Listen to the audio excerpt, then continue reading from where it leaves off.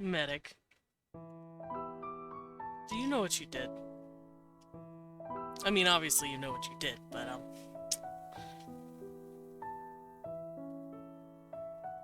I don't think you know the gravity of the situation. Welcome in, everyone. Hello. For those of you who do not know me, small, yes, I was small. I am Desmond Dracula. I'm a vampire bat butler, also known as a battler. I go by he, him pronouns, and I like to draw as well as world build on Wednesdays. I also play a variety of games from RPGs to roguelikes. And today, it is Wednesday, my dudes.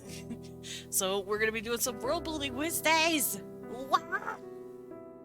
Specifically, we're going to be doing a very special World Building Wednesdays. This is going to be the first in a line of many, because I want to basically take franchises that we know. Thank you, Linda. Yes, do you know Lahi? But, yeah, I want to start taking franchises and putting them under a lens and going, okay, where's the world building strong? Where's the world building weak? Why in the world did they do this or that? You know, what sort of context could possibly make them come to this conclusion? Just putting it under a microscope. And today I have chosen Monster Hunter. So you know I had to do it to him. I had to grab the bear again. God damn it. I can never leave this fucking You're place. not allowed to leave me. I'm fucking stuck, help. This is his last week of, this is his last week before having to go back to work. So I'm basically just grabbing him by the neck, like, hang out with me every day, please. Please. I'm already hyped too. Wah! Barely here, said Medic with a heart. God damn it. Maybe you're cute. Also, I'm gonna strangle you in the night. Jesus. Also, hi Gil, yes, we won. But, yeah, we're gonna be covering Monster Hunter, and, what better person to have on than the dude who literally came out the womb playing Monster Hunter. Also, hi Colin! I see you peeking. It wasn't out when I came out of the womb. Okay, well, you were... you were born, and then Capcom went, we need to make a game for this fucker. Yeah. That's exactly what Fucking happened. like 12 years after I was born. Yeah, they're like, oh shit, we need to make a game that this kid specifically will love. Because I know you, and I know enough about Monster Hunter to know that it's literally your fucking, like, jam. Yeah. Okay, so he has played the game since literally the first iteration when it first came out. When you were like, what, 7, 8? No. Old? When I was like 12. Oh, I don't know when the game came out. It came out in 2005. Oh shit, really? I was under the impression it came out a Yeah. little earlier than that. Anyway, No. well shit. Okay, well, on the cusp of puberty in high school. Yeah. Before World of Warcraft almost destroyed me. Yeah, before World of Warcraft grabbed you by the nuts. He was a Monster Hunter guy. He still is. Every time a new Monster Hunter game comes out, he's like, alright, I'm gonna buy it on the console, and then I'm gonna buy it on the PC, and then I'm gonna buy it on our smart fridge. Like, wait, True. I'm kidding. We don't have a smart fridge. If we did, he would. I would.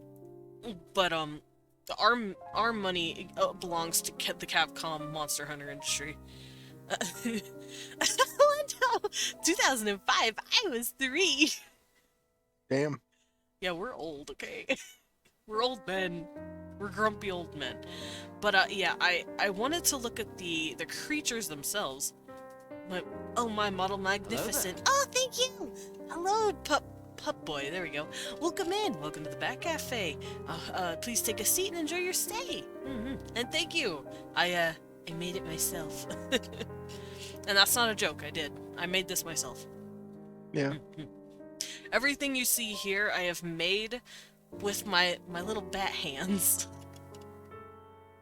So wait, yeah, hello. Hello. I can also do hearts, sort of. Hold on. If my fingers weren't so dumb. I tried. Thank you, Weebon. Thank you. Cecil. He put his string under my shoe and then started popping my shoe with the string. Uh-oh, what are you doing to me, Gil? What are you doing to me? I'm waiting. I'm nervous. Oh. But yeah, Damn it. you're tiny now. Fuck you. I mean, you're always tiny, but like now you're double tiny. And I have tiny hands. That's all Gil wants. I know what you want. Men only want one thing, and it's disgusting. Tiny hands. Anyway. But yeah. Thank you for the pet. But yeah, specifically today for Monster Hunter, I want to discuss the ecological factors and evolutionary reasons why monsters look like that. Why they look like that. A fictional creature, why look like that? Oh. Oh no! I threw Cecil's string and he crashed into the bed. I threw it, bud. That was on you. Anyway, just think small is even cuter than usual. The tiny hands are just a plus.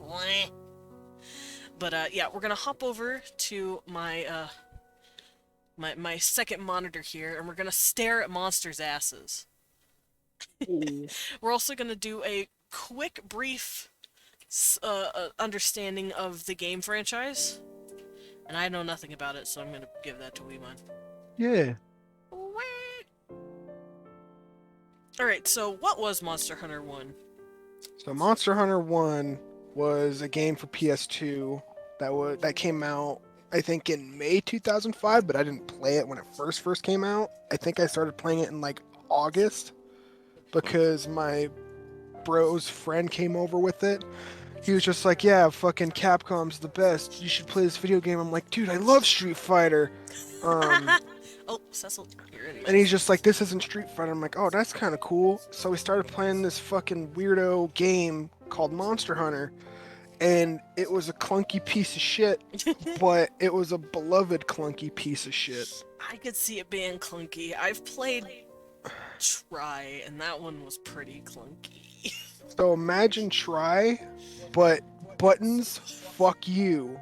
You have to use the right stick on the PS2 to attack with. No. And buttons are fucking lame and stupid, and you hate them, right? So you're saying it was the most unintuitive game control system ever? So it was cool back then, but now it's like fucking crazy and clunky. And back then, like, they had no terms of balance. Like, there was a lot of things wrong with the first game. But it was so good, and I remember it like it was yesterday. All the fucking headlocking and the tail runs. It's just one of those things that you kind of had to be there to know. Right. I have not played it, and I don't think I ever will because I don't want to rip my hair out. Try, baby, want to rip my hair out. With how the camera angles worked. Yeah, so because we only had one PS2 in the house and one copy of the game, because my cousin was super addicted to it, and I was like, fucking Jay, he was super addicted to it, and I got to kind of play it, but not really. So I got about 28 hours in the game, and I got to like Hunter rank 7. Oh, so you were baby. Yeah, I had a Rathian suit of armor and a Rathlos sword and shield, because I played sword and shield back then because it was the only weapon that made me not want to die. Oh yeah, weren't there like only like 3 weapons? There was sword and shield, great sword, No daggers. no, dual blades I think were there. God. And then hammer. Let me double check. And this was the Monster Hunter, the first This was the one. very first one. Okay. Yeah, so yeah, there was great sword and shield, dual blade, hammer, lance, and then the 2 different bow Oh, guns. okay, so there were 5 weapons and then There 2 was 5 ranged. melee and then 2 guns. Yeah, Oh my god. there were 7 Nowadays weapon there's types. like what, like 12 or some shit? 14. 14. Okay, I was close. For someone who's just thinking off the top of my head. And yeah, you're right, Gil. The unicorn was in the first game. Yeah, fucking Kieran is a piece of shit ever since the first game. He hates Kieran. Fuck Never Kieran. mention Kieran to this man. Kieran's a fucking asshole. So yeah, that was the first game on PS2. So I played like a little bit of it. I was mostly just like trying to understand it, but also playing a lot of PC games, so I didn't really stick with Monster Hunter that much. It wasn't Fair. until Monster Hunter fucking Freedom came out, which is the one on the PSP. Mhm. That's 'Cause when it's, I went hard. handheld. Yeah, because we all had our own PSPs because my grandma bought it for us like the year before. Cute. Um, and it was super fucking awesome. And yeah, like, so Monster Hunter Freedom was a lot more Clean. because you had buttons. So, you know, triangle and circle, you could actually use those to attack instead of the right stick. And it was funny because, like, when it was coming out on the fucking PSP, we're just like, how the fuck are you gonna attack if you can't use a right stick? Because, you know, the PSP only had one joystick nipple. But yeah, basically, I played like 200 hours or so of Monster Hunter Freedom. That was a fun game. And I know Freedom is just the first one, but it's like cleaned up and they've added a few things. They added more monsters, so Okay. in the first game there was only 17 large monsters. Mhm.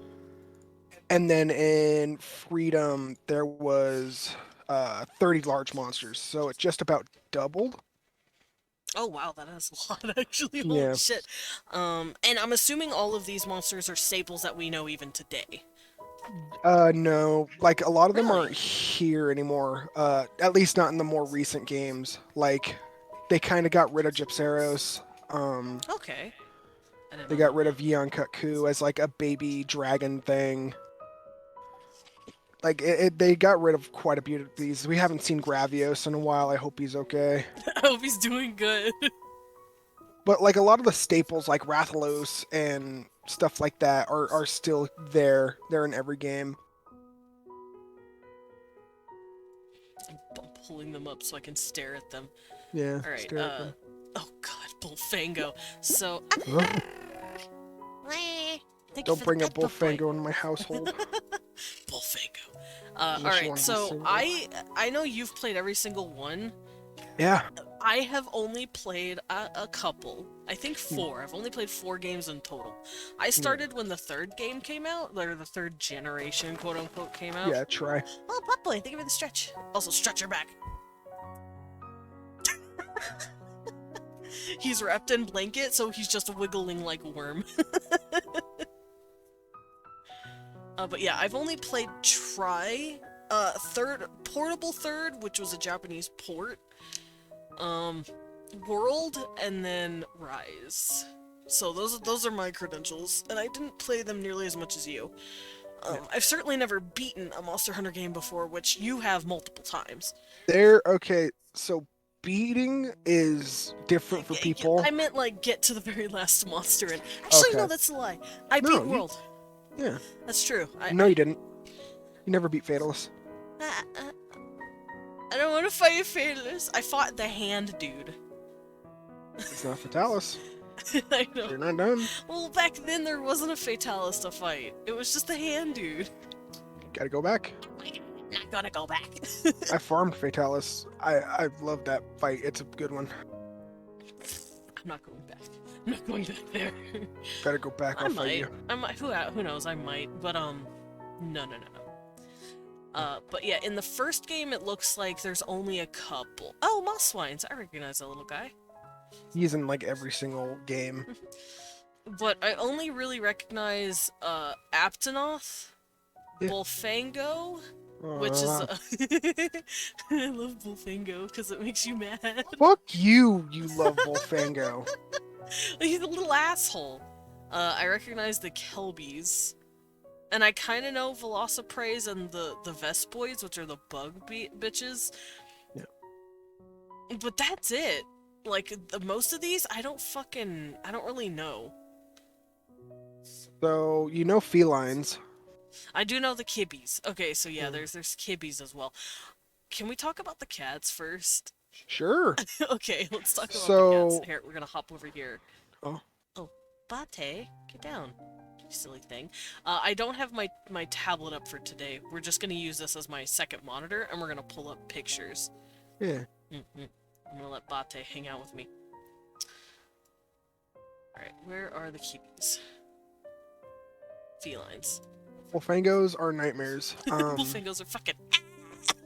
Yeah, Bullfangos are pieces of shit, and they're the worst thing that happened to the series. So, especially in the old games, before like you could get like flinch free and all kinds of stuff that prevented you from getting launched to fucking the moon, Mhm.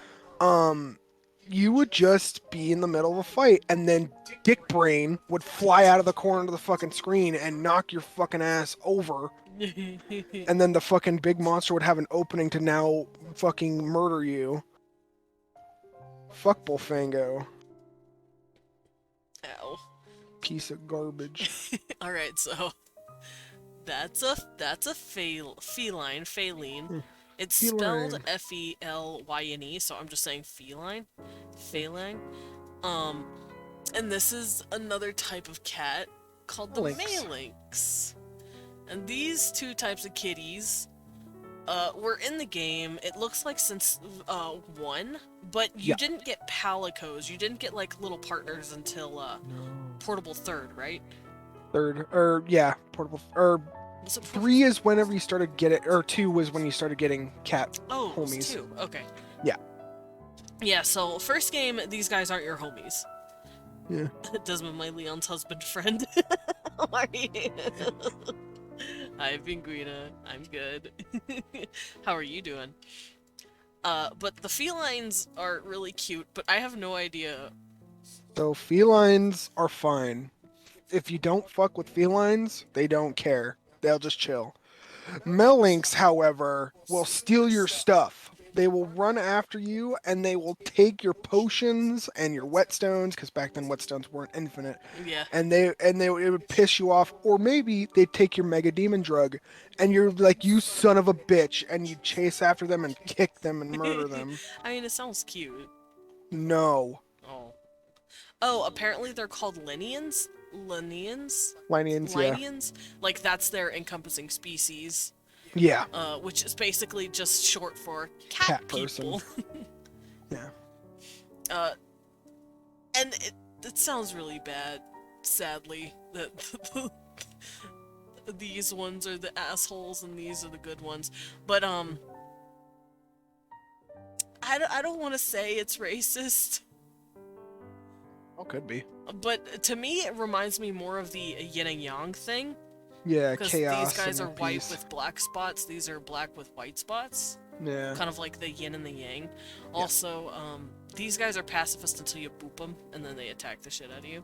Yeah, and they're pissed. I'm so confused. No, it's okay. We're talking about Monster Hunter. We're first discussing the kibbies. And I have no idea. Since we're on the cats, I cannot, for the life of me, come up with any plausible reason why these guys would evolve to be bipedal cats. Yeah. I literally can't. I don't know. Cat cute. Make- Cat cute, true. Like, there's some things that just can't be explained. Yeah. I was gonna ask if there was anything in the games that, like, tells you anything about their culture. At all. Not really.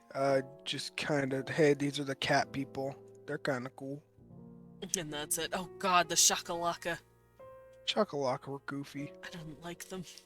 So that's before portable, or fucking before third, where you'd get homies that were shakalaka.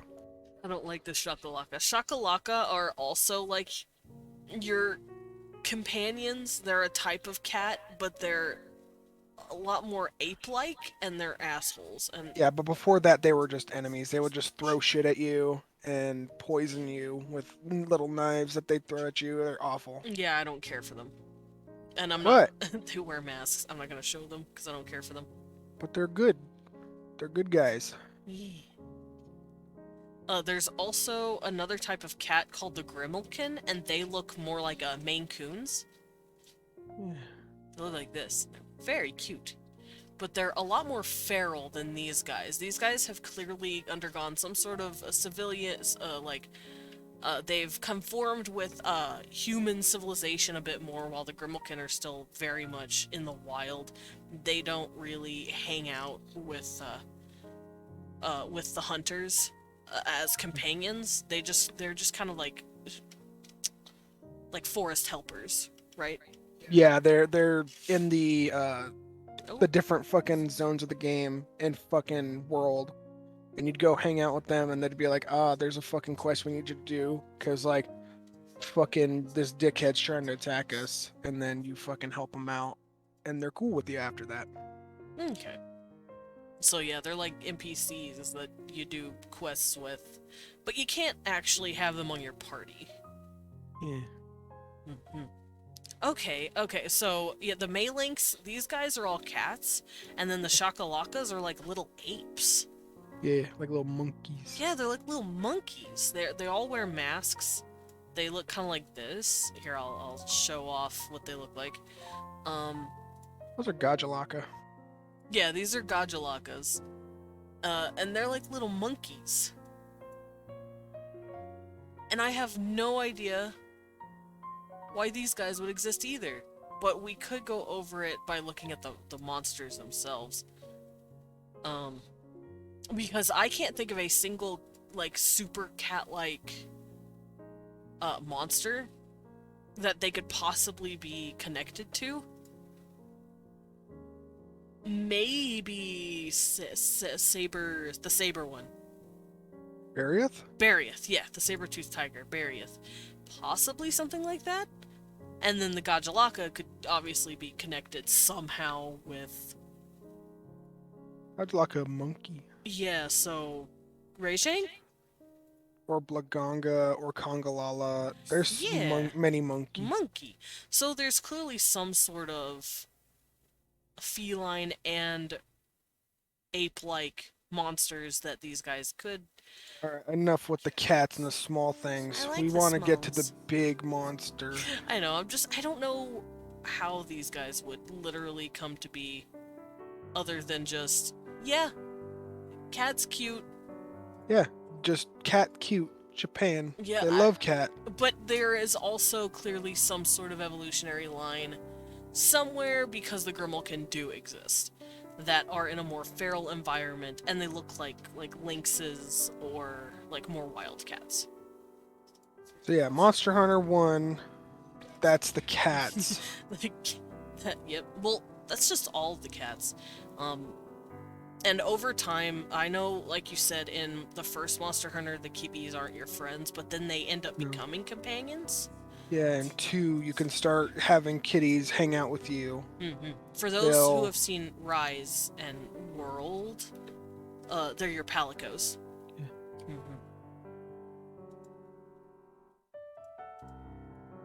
Feline comrades. Yeah. Do you want to talk about Bullfango now? No, Okay. So, hate Bullfango.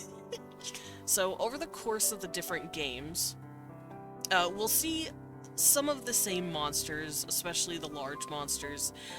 Are there any monsters that you like that you don't see nowadays in World and Rise? So things like the Velociprey and Velocidrome, they've been kind of, ousted for their own kind of regional variant, like the Jagras and the Great Jagras and stuff like that. There's a lot of and then fucking we haven't seen Gravios since fucking Generations Ultimate, which is more of like a fucking celebration of the entire series as one game. Yeah, like the fucking Raptors are kind of ousted for their own kind of fucking in-game variant. which makes sense because you're not going to have the same kind of small monsters in the same areas of every game, Yeah. especially in the new world like the Generation 5, which is fucking world. Yeah, Gen 5 is World. Yeah. And for those who don't know, Monster Hunter World takes place in an entirely new continent, while all the other games preceding it took place in basically the old world, where a bunch of monsters and it's a different continents entirely. Yeah. And you're the one in world who takes a ship to go to this new world. Yeah. And So when we say fifth gen, that's what we're talking about. yeah, like there's a lot of old monsters that we really don't see much anymore, like Gypceros. We don't really see, Basarios is in Rise, but it's in the old world. Um, that's the thing that's the difference with Rise is that we're pretty much near Yukumo, which is the city in Portable Third, Hmm. um, which never came to America, but Rise is kind of like that same area. Oh yeah, fifth gen. I love Pokemon. God damn it. God damn it. Let's see. Let's see. Portal Third, Monster Hunter Generations. Yeah, there's a lot. Ultimate. There's a lot of Monster Hunter games, but each one seems to fall under a certain generation, because World did this fun thing where it said there's been 5 generations Yeah. of hunters. Yep. So then we started categorizing the games based on that gen. Yeah. Hmm. So it used to be Monster Hunter 1, 2, 3. Like they used to do that. But as it kind of Monster Hunter entered the mainstream, it got a little confusing for people because they were like, "Fuck, I don't want to play through 4 other Monster Hunter games in order to enjoy this one." So to prevent people from being kind of like fucking, dissuaded from trying Monster Hunter World, they named it World instead of Monster Hunter 5. Okay, so they're like, no, it's fine. You can play it and you don't have to know anything about it. Because honestly, you really don't. You don't. You don't need to play all the other Monster Hunters in order to enjoy the new one coming out. No. Unless there's like a specific thing you wanted that you missed. Like, I can't think of anything. Like attacking with the right stick in Monster Hunter 1. Or God forbid you want to try out water combat. Ugh. That was an attack on you, and I apologize. I can't believe how single you want to be. but yeah, because it looks like they, because like you said, they got rid of a lot of the Velociprey, which is kind of like these things. These are the Oh, Raptor guys. yeah, and we still have raptors of some sort nowadays. Like I said, it's always like the in-game equivalent. So, Yeah. for example, like in 3, it was the Jaggy, the the Joggy Jagia, line, yeah. and the Great Jaggy. There was, There's the Boggy.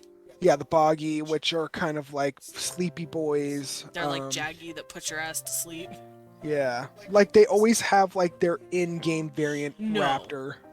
What? Odin, no. Odin said what you need to do is watch the live-action movie. Very important for all the lore. No, No. I No. did. I refuse. It was fuck bad. Yeah, he went to go see it, and I said, have fun. Yeah, I'm not going. it was fucking weird. I don't know. I don't know about Mila Jovovich being the dual blader lady. Fucking no. Fucking it was fucking weird. What was even the fucking plot of the movie? It was suddenly lady goes to Monster Hunter World Did she get isekai'd? pretty much, and she had to go back, but in order to do it, there's fucking spoilers for the movies ahead. Yeah, spoiler alert for those who want to watch the Yeah. fucking Monster Hunter movie. But the entire world's plunged into chaos, even though the entirety of Monster Hunter is all about the hunter fucking, being celebrated, and fucking the world is thriving and not just surviving. Yeah, because it's a Look at lucrative market to hunt giant monsters.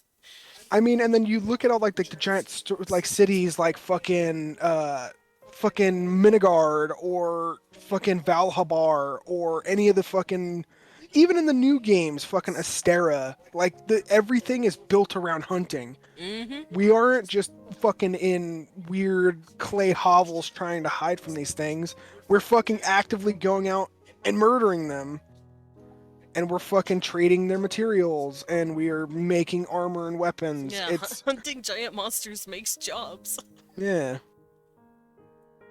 Like this isn't just about survival. This is about like fucking, trying to keep the fucking peace between us and giant monsters. There's so many locations and just places to be and fucking jobs and fucking travel like balloons and shit. Yeah, I'll say that again. I fucking dare you. Yeah, don't. That movie was not good. That movie was poopy. That But movie was poop. But it was hilarious because it gave us a fucking a world quest where we had to fight the Greater Rathalos, and it was useless and stupid. You're like, thanks, I hate it. I'm like, wow, it's just big Rathalos with more damage. Cool. uh, good lord. Yeah. Good lord is all I have to say. The fucking Leshen fight was better. Oh, and I do have a quick question though. What's the question? Each generation takes place in a different region, right? For the most part. So in Monster Hunter Freedom and 1, you were in Kokoto, and that was kind of like your main city. Yeah, it's right there. Yep. And then Minigard to the left of that is the multiplayer like hub for number 1. Okay, I'm gonna start lining the different. Ah, it's too big. You big? Too big a brush. Okay. Why are you big? I'm gonna line out the different games because I know Go for it. this was the first games, Yeah. first gen. Castle Shroud, the fortress where you'd have to chase fucking Lao Shan through.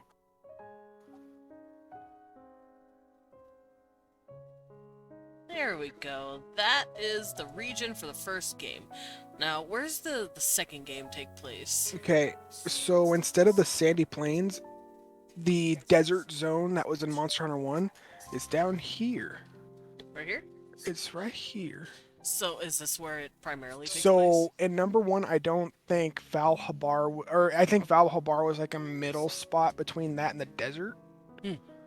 The desert's like the old one. Okay. Because Sandy Plains is in, 1. is later on in 3. Oh, cool. Yeah. And then Flooded Forest is also, and then Ancestral Steppe is in 2? Ancestral Steps in 3. 3. So they kind of like Or 4. Okay, so they can kind of layer on top of each other. Kind of. Hi, medic. Why are you staring at that? Don't stare at that. You don't need to look at that. Yeah, don't do anything. Don't do anything crazy. And the monsters. Yeah, the monsters. But the reason we're going over the different regions is because I want to look at the big monsters and see what biome they thrived in and why. So, which is why we have this pulled up. And I'm assuming they will thrive in different biomes. It's not just one habitat that they encompass. No. Because that's not how animals work. Yeah, so like you wouldn't see like a moss swine in the volcano because they're made out of fucking pretty much moss. Yeah, And there's no fucking foliage or mushrooms for them to sniff out. Yeah, they would immediately dry out and die. But I'm sure there's some like Raytheon and Rathalos. It seems like they're pretty much everywhere. Yeah. They could go anywhere that they want to. Yeah, more likely than not, they can go pretty much wherever. Whether it's a home situation or they just kind of invade other places, they pretty much can go anywhere. Okay. So, which big monsters would you want to start with? In what game? There's a lot, so There's we a can just lot. grab World for now, since I'm Okay. the most familiar with that one. Okay. And we can. Let me pull up World. Yes, and we can start looking at them. Okay, so let me go And we can start with, I guess, maybe the ones we fought first? Yeah, there's fucking tons of monsters in the first game or in the world. Hmm. Uh, So I don't know how familiar you guys are with Monster Hunter. I know a lot of people streamed Rise, so I'm sure a lot of people have seen Rise, but I don't know how familiar people are with World and before that. yeah, I guess the first big monster in world was the Great Jagras. This boy. Oh, also, the world is over here. That's the new world. Yes, this is where World takes place. Yeah, All the and other in Castle games Shroud. and Castle Shroud. So for the Fatalist quest, you have to go back to Castle Shroud. Oh, boo. So Fuck you, so boo. you, Fuck Castle Shroud's cool. so you fly back over. Understood. First Mon Hunt, and now I get an ad for the live-action Last of Us series. Oh no. Monsty Hunty video game. Monsty Hunty. It's cool though that you do get to go back. Yeah, but it's only for like one quest. Mhm. But I mean, still, Yeah, makes it special. Castle Shroud's real pretty. But Castle Shroud's cool. it really is. It's this is fucking with me. How like the cold ones are like I don't know. I need to leave it alone. But yeah, we'll be discussing World for the moment. But I do want to go back to the earlier ones because monsters like the Jagras Mhm. seem like they're hybridizations of older monsters. Yeah. So it's fucking the two like monsters that they kind of look like. So Jagras sounds a lot like the Jaggy from the fucking third game, and then it's kind of all yellow and weird like this other Pokemon, this other thing called Royal Pokemon! Luchoth. Yeah, the other Pokemon. And that's what I thought it was. I thought it was a hybrid between the Jagras or the fucking Jaggy and the Ludroth, but it's its own weird gulpy demon monster. Gulpy demon. Yeah, I know that was a theory we had before we actually played World. We're like, oh shit, is Jagras a Joggy Ladroth hybrid? And Yeah. it's not. It's just its own Like a demon. Zoinks. But let's see. Let me go grab the Joggy real quick, Yeah. just to show what we're talking about. Great Jaggy. Yeah. Down. Dunmore. Go blah, blah, blah. All right, Great Joggy, and then Royal Ladroth. And fuck, who knows? It could be. It could be. Just fucking adapting to different environment than It could be kind of like what a fox is. yeah. A fox is basically like a canine, but running with feline, Feline software, which is the best way to describe them, I think. They're in the Canis family, but they act more like a cat, to the point where they even have slit pupils like a cat. And the reason for that is because sometimes animals, when they go into a certain habitat or ecological area, if there's no species, like, because there was no, let's say there's no feline species in the region the fox is in, the dog will take on the cat characteristics in order to fill that niche. Okay. Because evolutionary wise, it has no competitors. Okay. So maybe that was the reason it turned into what it is. Right. So this is the Joggy, and this is the Ladroth. I love Ladroth, by the way. It's one of my favorite monster Sponge designs. boy. He's my sponge baby. Look at him. Sponge. But you guys can clearly see where we kind of went with our theory here, where we're like, oh, it could be a Ladroth with a Joggy. Yeah, because it's quadrupedal like a Ladroth and yellow and scaly-ish, but then it's got weird fucking goof shit happening. Yeah, see how Ladroth has like a big, long frill on its tail? Well, this guy has like spikes, a lot like the Joggy do. It was a working theory. It was a working theory. It was not a good theory, but it was a working one. But I do think now looking at him, he could be some sort of really distant evolutionary offshoot of Ladroth. Probably. And Ladroth is obviously kind of like amphibious in nature. He can live in water or out. And sorry about that. and my throat cut up. And Ladroth has like these spongy apparati that like hold water, Yeah. and I think that's how he attacks. Yeah, he'll fucking so as you kind of fight Ludroth, it will dry up and it'll like fucking turn all brown and gangly. And then it has to go back to water to kind of like refill. It can shoot water balls at you. New balls. Yeah, I know it also shoots like lasers at you, water Yeah, like lasers. jet stream water. Yeah. Yeah. That would make me think that despite having the sponge on the back of its body, it has big pores or something on the inside of its neck to help it soak it into its throat so it can shoot you. Okay. It might have some like water sac in here somewhere that it uses to expel the water from the mouth. Like a jet. Yeah, Yeah. but yeah, Jagras does neither what Ludroth does nor what Jaggy does, and Jaggy's just a shitty raptor. He doesn't do anything special.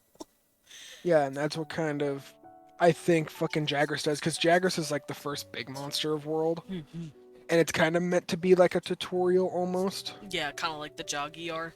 Yeah, like the like they have very straightforward attacks. They don't have anything tricky. They don't have any elemental attacks to like watch out for. So yeah, that's kind of like because that's what I was kind of going for. Just an offshoot of the fucking the Ludroth. Yeah, I missed Ludroth in World though, but Well, he's in Rise. oh, I know he's in Rise, but I was sad for him in World. Yeah. Because he's not in there in World, which means that Jagras probably took on its appearance because of the ecological niche. Okay. Possibly, but I don't know. I also know that Jagras doesn't take in water. Instead, he eats something. He'll like eat He something whole like a snake, and then he'll just be Aptonoth. big. Yeah, he'll swallow an Aptonoth whole, and then be chumpy. Yeah, he'll literally unhinge his jaw, slurp up a dinosaur, and then just start like waddling around. Yeah, so his attacks will be more sluggish, but they'll hit harder. I was wondering about that. I'm like, what's the difference between him just hanging out normal and then big boy mode? Like Yeah, big Chungus mode. So what changes is that yeah, his attacks are more sluggish, hit harder, and his weak point changes from his head to his stomach. Oh, that makes sense. And if you hit his stomach enough, you'll topple him and make him puke. I do remember that. You can make him real tiny again. Yeah. And this is what he looks like when he eats. It's like, he has a very frog-like look whenever he eats. Yeah. Because, like, he looks like an iguana normally, because he's got that, like, iguana spot here on the jaw. Yeah. But then here, he's just like, bloomp. Yeah, he gets big chumby.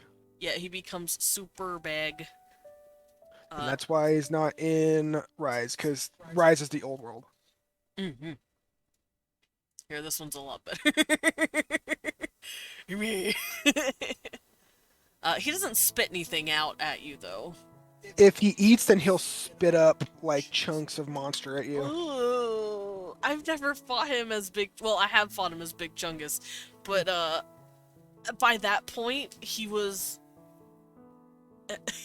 we were so strong, we killed him in, like, 5 hits anyway. Yeah. So, even when he became Big Chungus, I never, like, processed that. There's also an event quest in fucking World where it was the greatest Jagras, where he was like maximum size, and he would be called Big Chungus. Yeah. That was the best way to grind for decorations back then. Yeah, he gomp, he go, and then boop, he become big boy. He chompus. He chompas. So I can't think of a real life animal equivalent of a Jagras, other than like maybe some sort of frog. A snake, because he basically unhinges his jaw. Don't even chew, just swallows his food whole.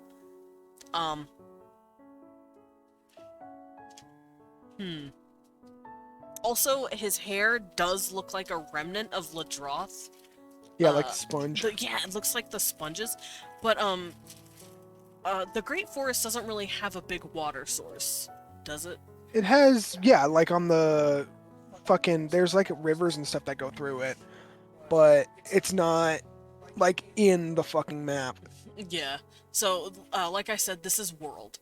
And Yeah, this is where we find the Great Jagras. He's in something called the Ancient Forest, and it's this really, really big, pretty forest. It's just a big series of woods. And in the middle, there's this huge fucking tree that a bunch of monsters actually live on and climb on. Not Jagras. He stays on the ground floor. But there are a bunch of smaller flying wyverns that live up there. yeah. Which means he's probably one of the waterway and then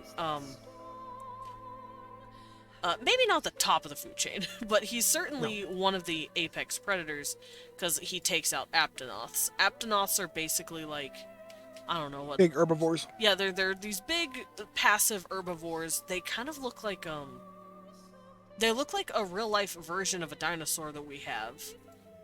I don't remember what she was. Like the ducky looking dinosaurs? I, you're, I don't know dinosaur names. I'll figure it out. Give me a second. They're like these duck-billed dinosaurs. They're in Ark. Oh, And that's the only reason I remember them. What are they? fucking Land Before Time, kicking it old school. Parasaurs, I think? No, they're not quadrupedal. I don't think. Parasaurs are quadrupedal. Oh, See? Yeah. Odin got it too. Yeah, they're like these parasaurs. They're called Parasaurolophus, but we called them parasaurs when we played Ark. Oh. Yeah, the Optonoth look a lot like these guys. Which makes me those are Optonoths, Yeah. right? but they're like spiky tail things. Yeah. Let me go look at the Aptonoth themselves. Yeah, they have Yeah, a semblance. yeah, I see it. Absolutely. Which makes me wonder, is this a universe where just dinosaurs were allowed to thrive? Sure.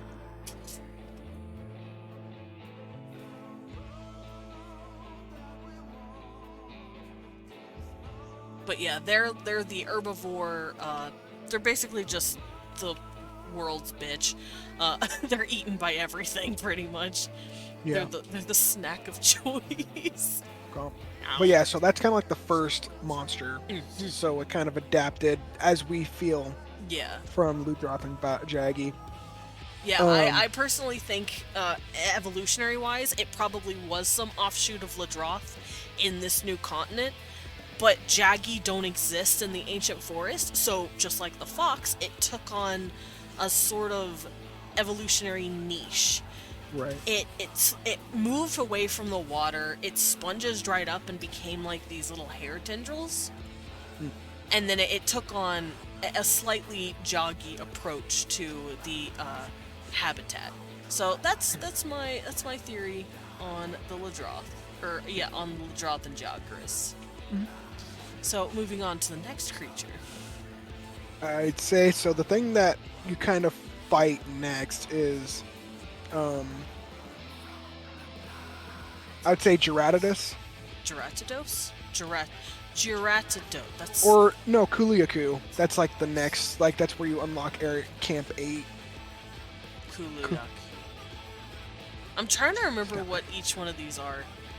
Geratidos. Okay, that's Geratidos. That's in the Wildspire Waste. Kuluyak. That Kuliaku is like the next one. Fuck this thing. Fucking doofy bird. Okay, so this is Kuluyaku. He's a burb. He's literally just a giant fucking chicken. He's clearly also some sort of joggy adjacent thing, but Rome. yeah, less raptor, more chicken. Magog. A Bagok, he's a goofy motherfucker, He's hilarious. and he beats my ass down with a rock. Yeah, so he has like advanced arms or hands. We can actually pick stuff up. So he'll pick up an egg, or he'll Yeah. pick up a pot, or he'll pick up a rock. And he'll beat my ass with it. Yeah. And each item he picks up does something different. I believe the rock, it's like a shield almost, because you'll bounce off of it if you hit the rock, Yeah. and it's bullshit. The egg will heal him because it's food. He'll Yeah. eat it. And then the pot, I think he'll just throw at you. He'll just Well, beat. Just, He'll try to use it like the rock. Well, he'll try to block, but you can kind of bounce through it. And if you break it in his hands, he'll drop it and be like, "Ah, I'm scared." yeah, he can drop the items too, so he'll be like, oh shit. But clearly the rock and the pot like is his first instinct, because clearly he's got the hands for grabby thiefy maneuvers to steal eggs from other wyverns, so that's probably what his role is in the ecology, which means he's small, he's fast, and he got the hands. Is he in the Wildspire Waste or the Great Forest? Or both? He's in both. Okay. He's fucking everywhere. Well, he's an opportunist hunter, so that would make sense. Yeah. Unlike the Jagras, where the Jagras literally comes in, slurps up an Aptonoth and pisses off. Yeah, he's got little grippies. These guys are clearly built to run into a nest, grab something, and then fucking, I gotta go. I'm gonna get eaten. And they're probably, like I said, they're opportunity hunters, and they're also probably on the food chain themselves. Yeah. I'm trying to think of some sort of equivalent, but I can't. But they're obviously chickens. Mhm. Chickens with a penchant for stealing people's eggs. I wouldn't call them vultures. They don't eat like the dead, but they definitely do hork your shit and then fuck off. Yeah. Which means they're very cowardly. Oh god. I'm just looking at them now. And since they're everywhere, then they're more than likely just poaching from everyone's nest. They don't give a fuck. Yeah. And another kind of like forest land fucker is Toby Kadachi. Oh god, that fucker. We can hit that one up in a minute. But this guy makes sense in an ecological situation because one, he's everywhere, and two, all of the big monsters worth stealing from lay eggs. I think all of them lay eggs. Because they're all dinosaurs. They're all giant dragon things. Or wyverns. Lizarms, and they all lay eggs. Even if they don't look like they would. Like, they look furry. No, they lay eggs. Doesn't matter. It's fucking cool. Like, would Barioth lay eggs? Yeah. What about Arzuros, the bear? I don't know. I don't know. Because, some of these creatures do kind of look more mammal than lizard, but then they have scales and, like, a dragon face, and you're like, oh. Yeah, Arzuros has, like, shells and stuff. Yeah, like Arzuros, he looks like a bear, but he's got fur. Well, definitely, and then like, he's got scales. definitely the monkeys don't have Oh, eggs. no, I'm sure the monkeys don't. Yeah, like Rajang and... Yeah. They're clearly mammals. Hi, Kibui. Are you my little palico? Are you on this Monster Hunter adventure with us? Alright, so his role in the ecology, in the habitat, and in evolution is pretty straightforward. Small opportunist hunter that steals eggs. I don't really have much to say on him, other than he's probably some sort of line of the raptors that you were talking about. The mini raptor series, the fucking Velociprey, Gendrome, like, all those. All those little shitters. It's just another offshoot of in-game raptor. Alright, so... No. Before we do Gerardus, I say Toby. Toby Kadachi? Okay, let's go Toby grab Kadachi, him. yeah. Where is he? He's at the bottom. There you go. Alright, so still staying in the ancient forest down here. There is something... This fucker is very confusing and makes my brain hurt. Oh. There we go. But this dude's name is Toby Kadachi. For those who don't know where he starts and where he ends, here's his head. Because this is a very difficult pose to look at. Well, you don't have to use the official art. You can... I like using the official art. I guess I could do this. That looks dumb. Let's find a better picture. Oh, look at him. There we go. There's a boy. I'll use this one. Who is that one? The boy. And all of the monsters we've been covering so far have been their debut basically was World, right? Yeah. Okay, so none of these have showed up before. Nope. Brand new to World. There's also an anteater bear looking thing. I can't remember what that is. I think I know what you're talking about, Gil, but I can't remember what it is. It was like the little roly-uppy dude. Oh, Yeah, he's red and he looks like an armadillo, maybe? yeah, why is my brain blinking? You're right brain now? breaking? Help me. I can't. I'm dying. I cannot. I know he was in Rise. Yeah. That's where I remember meeting him. And he's stinky. Yeah, he'll fart on you. He'll stinky. He stinkies you. But, Tobigadachi is another motherfucker that lives in the forest. And he lives in the trees. He hangs out in the top. And he's clearly the one that's, like, up in all of that shit. He's the largest one, aside from Rathlos and Raytheon. So he's clearly there as a contender. And he's an asshole, because he shocks the shit out of you. So he's like a flying squirrel. That's what he's kind of like modeled after. He has like these little weird underarm wingies Yeah. that will fuck your day up. And he has a big old long tail that's actually his weak spot. But he'll like attack you with it too. He's pretty weird fellow. Yeah, he looks like a squirrel that got freaky with a lightning rod and a snake. Yeah. Because his face is very snake-like. Yeah. Oh, hi, boy. Oof. Volvodon. That's the anteater. roly boy. Volvodon. Thank you, babe. You're welcome. Yeah, because... Okay, Cecil. Come here, buddy. You are in the way, little guy. Go on. There we go. Cecil was in my way. But yeah, these are all new to this game. Except for Volvodon, what I just talked about. But yeah, like all these fucking zones are kind of like have their own thing about them. There is some crossover, especially with like the invader system where you can have up to 3 monsters on one map. Oh, yeah, that's right. They can wander around each other. And they'll even get into fights, if you want to talk about that. Mainly, it's just like the fights are I think they're turf called, wars. That's right, turf wars. So turf wars will happen sometimes in your game, and you'll have to fucking deal with it because monsters are assholes. And they'll just fight over like land, and sometimes the turf wars are even. Like, well, they'll fuck each other up and like slam each other away, or like fucking most of the ones that fucking Savage Devil Joe's in, they'll just fucking win, and the other one will run away. Yeah. Well, Devil Joe's an Hilarious. asshole, that's why. Devil Joe's the best. Devil Joe's a dick. Fucking pickle. He is pickle. So, this guy is clearly built for the trees, because of the flying squirrel motif. Also the snake motif, because there are a lot of snakes that climb trees. Some of them can just straight up climb up the trees, up the tree branches with their tails. Yeah.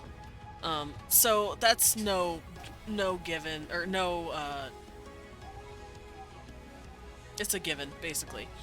His design is pretty simple but effective. Nothing to talk about, though, nearly as much as, like, Jagras, who clearly has a niche that he filled. This guy is just straight up, he came from the tops of the trees and he ain't coming down. Yeah. Just let the bitches fuck each other up. Yeah, it's usually what I do. I can't stop thinking about the grippers. His little chicken fingers. I do know in the Ancient Forest, though, that there are a couple more monsters in the trees, like Raytheon and Rathalos. Yep. The big fucking wyverns. Ones that will fuck. And then also Puke Puke's in the forest. Yeah. Puke Puke, though, he seems to stay more at the bottom. Yeah. I mean, you can see him in the Coral Highlands and stuff. Mm-hmm. But mostly, yeah, he's in the ancient forest and those kind of areas. Yeah, and I'm assuming Tobikidachi and Rathlos and Raytheon don't fuck with each other. They just kind of stay away from each other like, no thank you. Oh no. Rathalos and Raytheon will fuck up fucking Tobi-Kadachi. Oh, I know, but I'm assuming Tobikidachi's not gonna fuck with them. Oh yeah, no, it just depends. It's funny because there's actually a turf war between Anjanath and Tobi-Kadachi. Yeah, I do know about that. That's just because Anjanath's a fucking bully. Speaking of Anjanath, he's the next one I'm grabbing because he's the one that I started sparking a lot when it came to evolution with creatures. He's a weird one. He is a conundrum and an evolutionary what the fuck, basically. He is a grab bag of holy shit. But he looks funny. Here, we can get rid of Tobikidachi. So this is the boy. Let me find a more flattering picture of him. He's fucking weirdo. He's weird. Okay, so he clearly looks like a T-Rex, kind of. He's got, like, T-Rex look, but he's also got a bit of fur, and he's also got a weird-ass nose and wings on the back of his body. He is oh no, not a turf war between Raytheon and Rathlos. Rathlos and Raytheon together fighting Tobikidachi. Because Rathalos and Raytheon, for those who don't know, are the same species. Rathalos is just the male of the species, and Raytheon is the female. I guess we could call them just Wraths. The Wraths, yeah. Yeah, the Wrath species. But yeah, this motherfucker, he mainly stays on the ground, I know, but doesn't he go in the trees sometimes? Well, to chase people, Okay. chase hunters, and murder them. So this, I don't know what the fuck this dude is evolved from. I just know I knew that, but I was just curious if that happened. No, Rathalos and Raytheon don't fight each other. Oh, Kiwi, thank you for the sippy and the stretchy. Wow. We won. Get a stretch. Thank you for the pet Stretching all the birds up. No, you're cute, Blip. Wah. Ugh. Yeah. Yeah, that'd be you. Sorry, I keep stretching and I keep stretching all the burps out. He's stretching the burpees. I might mod World again. Oh, do you want to play World again? You're cute. I like World. World's fucking awesome. It's I fun. played over 1,600 hours of World. Yeah, I know. Well, 1,000 on Steam and then like fucking 600 on Xbox. Because you're a cute nerd. I should buy World again, not gonna lie. Again! Don't buy it again. If you already own it, play it. Alright, but, yeah, Anjanath. He's a little shit. He's also a World exclusive. Not exclusive, but he started in Or World. that World was his debut. Yeah. I'm not playing on the jet engine. Oh. Oh. That's a Kingdom Hearts machine at this point? You know what? That's fair. I see. That's fair. But, yeah, he started in World. His debut was World. Yeah. So he's in this new continent as well. The New World. And I gotta say, they put love into his model. They really went hard with him. His base is built off of Deviljho and other monsters like that, but yeah, they really put a lot of oomph into him. Because for those who haven't played it or seen it, when he walks, like, the model itself has, like, wrinkles in the skin. So, like, here, let me grab this. Yeah, they put their whole world to see in there. They put their whole world to see in there. So, like, you see how his leg wrinkles right here? That's not a texture. That's the model wrinkling, like a fabric or like skin. It's really well done. And the way his model moves, and even, like, there's slight jiggle in the legs, too. Yeah. It was so well made. I was super fucking impressed the first time I saw him walking around. because of just how well they did his wrinkles. I'm like, yo, is this the future of Monster Hunter? The one thing that I have a little bit of an issue with, though, Mhm. is so he's meant to be a New World monster, Yeah. but he's now here in Rise, and I understand that they kind of wanted to bring like the new monster for like new tricks and stuff. But the fact is, like, he was a New World monster, and it's a little fucking weird that he's just kind of here in Rise, Where does Rise take place? next to next to Yukumo in the old world. It's like in the dead center of the map. Yukumo. Or no, not dead center. Where is it? I'm looking for Yukumo. Oh, Yukumo is right here. Yeah, And this is Kamura. Kimura's at the bottom. So it's weird that he's just kind of fucking there. If he is there, I'm assuming it's because people imported his eggs and he got loose. That's Yeah. the only way I could think. But that would mean Rise is 6th gen? Nope, It is it's not? still part of the 5th gen umbrella. Oh shit. Oh yeah, there it is. Rise and Rise Sunbreak. Yeah. Okay, so yeah, I'm assuming it just means someone oopsied along the way and imported him over. Yeah, he's like, I think he's one of the only monsters from the New World. Oh no, Toby is also here. Tobikadachi. Puke. Yeah, Puke is also here. So I'm guessing it's just to fucking have content to do, and I understand. Okay, well, yeah, Hulu. from a game dev's perspective, it's clearly just because they Yeah. wanted content.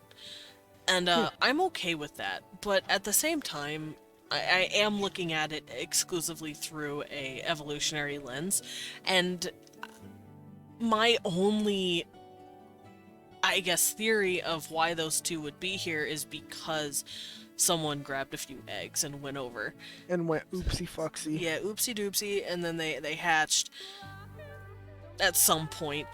Because people have been in the New World for 50 years at this point, right?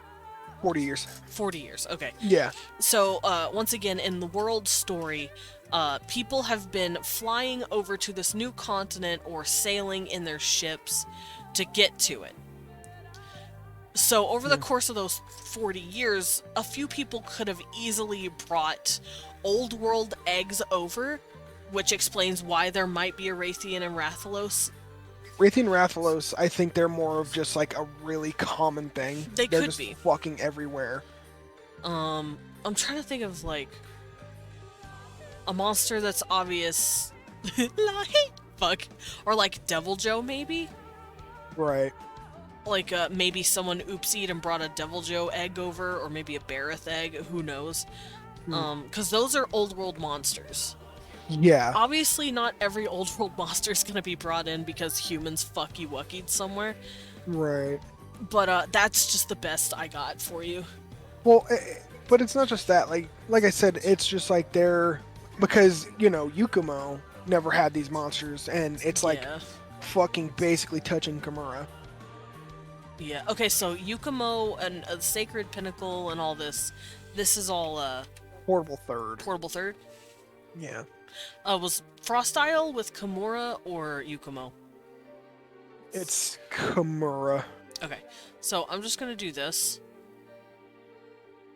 That was Portable Third, and then this is Rise. Yeah. So this is... I'm using my mouse right now, by the way, guys. So everything's gonna be complete bullshit. I'm gonna say this is Portable Third. There we go. So everything that's here and New World can be put into question if that's the case. Yeah. Because I don't know how many monsters are from the New World in this current game. In Rise, Yeah. there's only about like 5 or 6, I think, because there's Anjanath. There's no Fulgur Anjanath, so at least that's safe. Fulgur? Fucking Iceborne introduced Fulgur Anjanath, the lightning one. Oh yeah. Um, so I forgot about that. because there is Tobikadachi, but no, uh, the fucking red paralyzy one. Can't remember the exact name. Uh, And then there was Tobakadachi. yeah, there's Toby, but no of subspecies. It's always just the base versions so far. If that's the case, then yeah, it could just be an oopsie doopsie. I brought an egg. Yeah, Especially if they were not in the Yukumo at all, because Yeah. look how close they are to each other. Yeah. There has to be some sort of overlap, and if there isn't, then yeah. Which I know, I know technically the reason is because Yukumo is an old game and Rise Yeah. isn't, but like, we're not being pragmatic about this. We're being theoretical. Why would they bring the egg? Oh, hi, Sarax. Welcome in. Maybe they didn't evolve after the time the island decided to peace out. Well, the reason. Well, it's also been 40 years. Yeah, true. It's only been 40 years. It's only been 40 years. And that's because why would they bring the egg? In Monster Hunter, the game has a history of you taking eggs from monsters. The research on them. You have to go to Or different nests. Or eat. Yeah, you could just eat a yummy egg. Yeah, yummy. But yeah, as a monster hunter, you are tasked with quests where you just grab eggs. And you don't know what these eggs are being used for. So, obviously at some point, a monster, or a hunter or a researcher, is going to bring a few eggs with them along for the ride. Whether by accident or design. Which is why some of these old world and new world monsters are clashing with each other in the newer games. Who else is in Rise that doesn't belong there? You're talking about like New World monsters? Yeah. So there's definitely Fucking Bullfango. Anjanath. There's Bullfango, but that's because it's Bullfango, well, Old World. Bullfango's the old world. I just saw him again, and I Yeah. wanted to bring him up because There's no Bullfango in World, which is why I think it's the best game in the series. you're like, oh, thank God. Yeah, Bullfango's an old world monster, clearly. Yeah.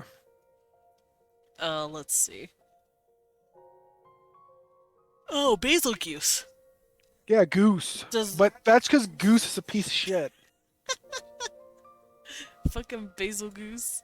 Or Yeah. Basil Juice. I say Basil Goose, but that's just me. Fucking the Goose is loose. The goose is fucking loose. Yeah, the flying ones could actually migrate, because there was a whole like story about Iceborne where the Velkhana were migrating to the fucking Hoarfrost Reach. Yeah, so Tobikadachi and Anjanath clearly did not migrate. Yeah. But, Basil Goose could have. Because Goose. they've got huge ass wings. Fuck Goose. Who else? I'm looking through all of them, trying to remember. Puke? I know Puke is new as well. Yeah, Puke is one from the New World. Jagras is from the New World. Oh, was there a Jagras too? Yeah, there's Jagras in Rise. Really? Where? It's small monsters, and yeah. It's just a small Jagras, but there's no great Jagras in the old world. So that means someone grabbed a few Jagras eggs, but there hasn't been enough time to let them like grow Create into an an alpha. Yeah. So that does then hold up the theory that yeah, some motherfuckers just brought shit. You're just like, oh, this looks funny, and they're like, dude, you shouldn't take Thanks. that. Now it's an invasive species. I do have a question. Are the New World monsters kind of posing more of a threat than the other ones to the ecosystem? So, the Anjanath, I know, has new moves going into Oh, Rise.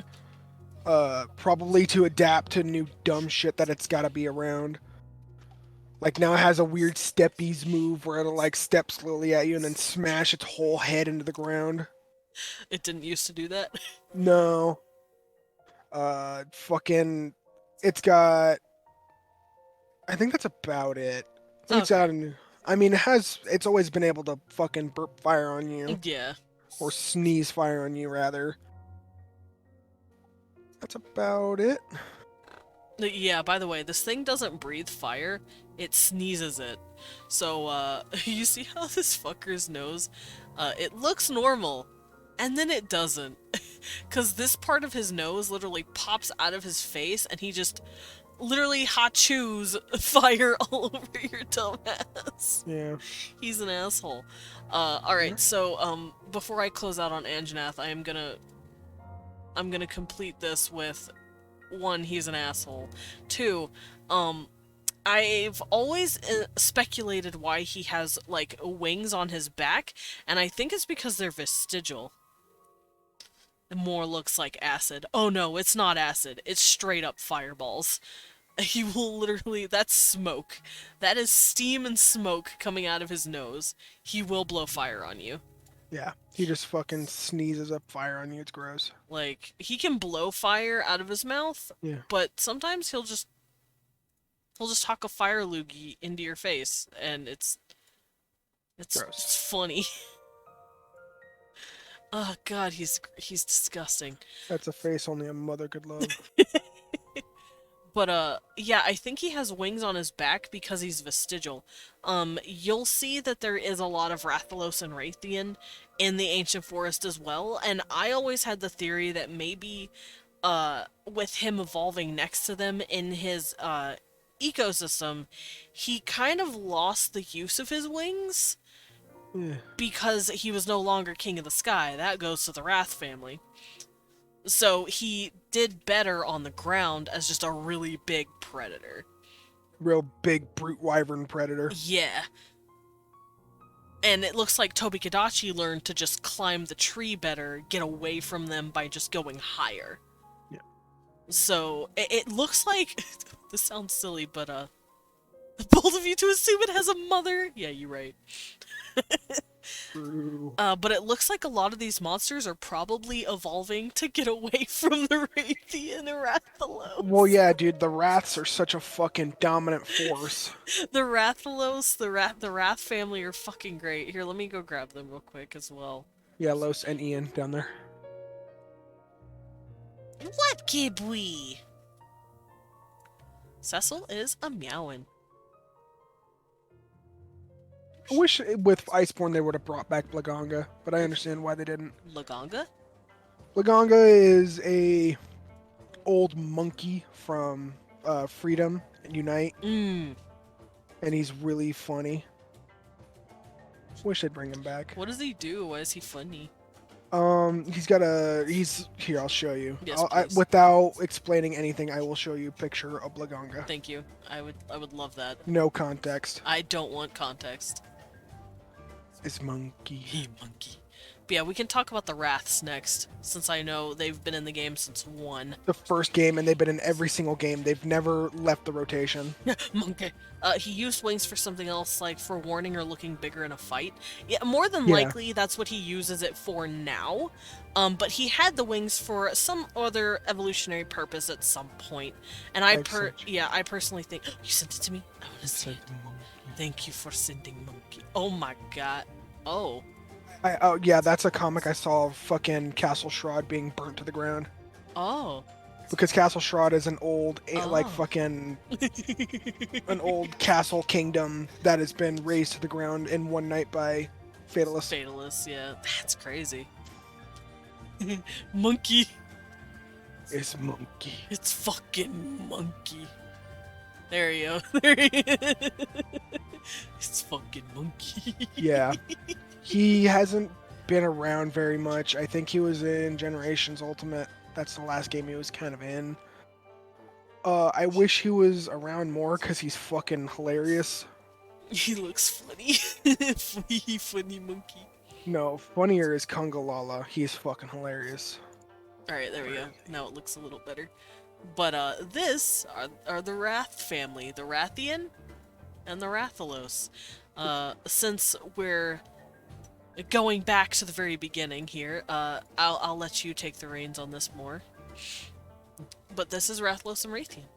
Yeah, so the Queen of the Earth and the King of the Skies. Both of them are fucking vicious and evil. They can burn you to death. They can poison you.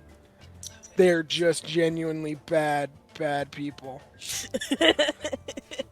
And I know World introduced turf wars, and we were talking about them fighting and stuff. But Rathlos and Raytheon will never turf war each other. No, because they are mates. Yes. So Rathian is the female. She is usually bigger in size. She is thicker, like in size. Like she has more weight, She's thicker than. and she prioritizes like physical moves. Like she'll fucking like swing at you. She'll backflip and try to hit you with her tail. She's more like get in your face, like physical, while Rathalos is more like fly up in the air and shoot fireballs down and like hit you with his talons. And I know this because I have a really good time fighting Raytheon, and I have a terrible time fighting Rathlos, because I am a dual blader. I can't reach his dumbass with my little ankle biter weapons. You just fucking hit him with the flash bomb. Could you, in theory, see two Rathlos fight each other for a Raytheon? Oh yeah, Probably, yeah. yeah, they'll fuck each other up. That would make a lot of sense evolutionary wise. And fun little thing since we're discussing them. I'm sure you guys have noticed the wing patterns. She's got like these very soft, subtle wing patterns, and he's got like these really bold ones. Yeah. It's really cool. Aren't they like called Adam and Eve or some shit? Well, yeah, they're like the first two, technically like the first two wyverns that kind of were. And then they, they fucking had a lot of offshoots off of them. But for sure, these two are like the fucking alpha omega of wyverns.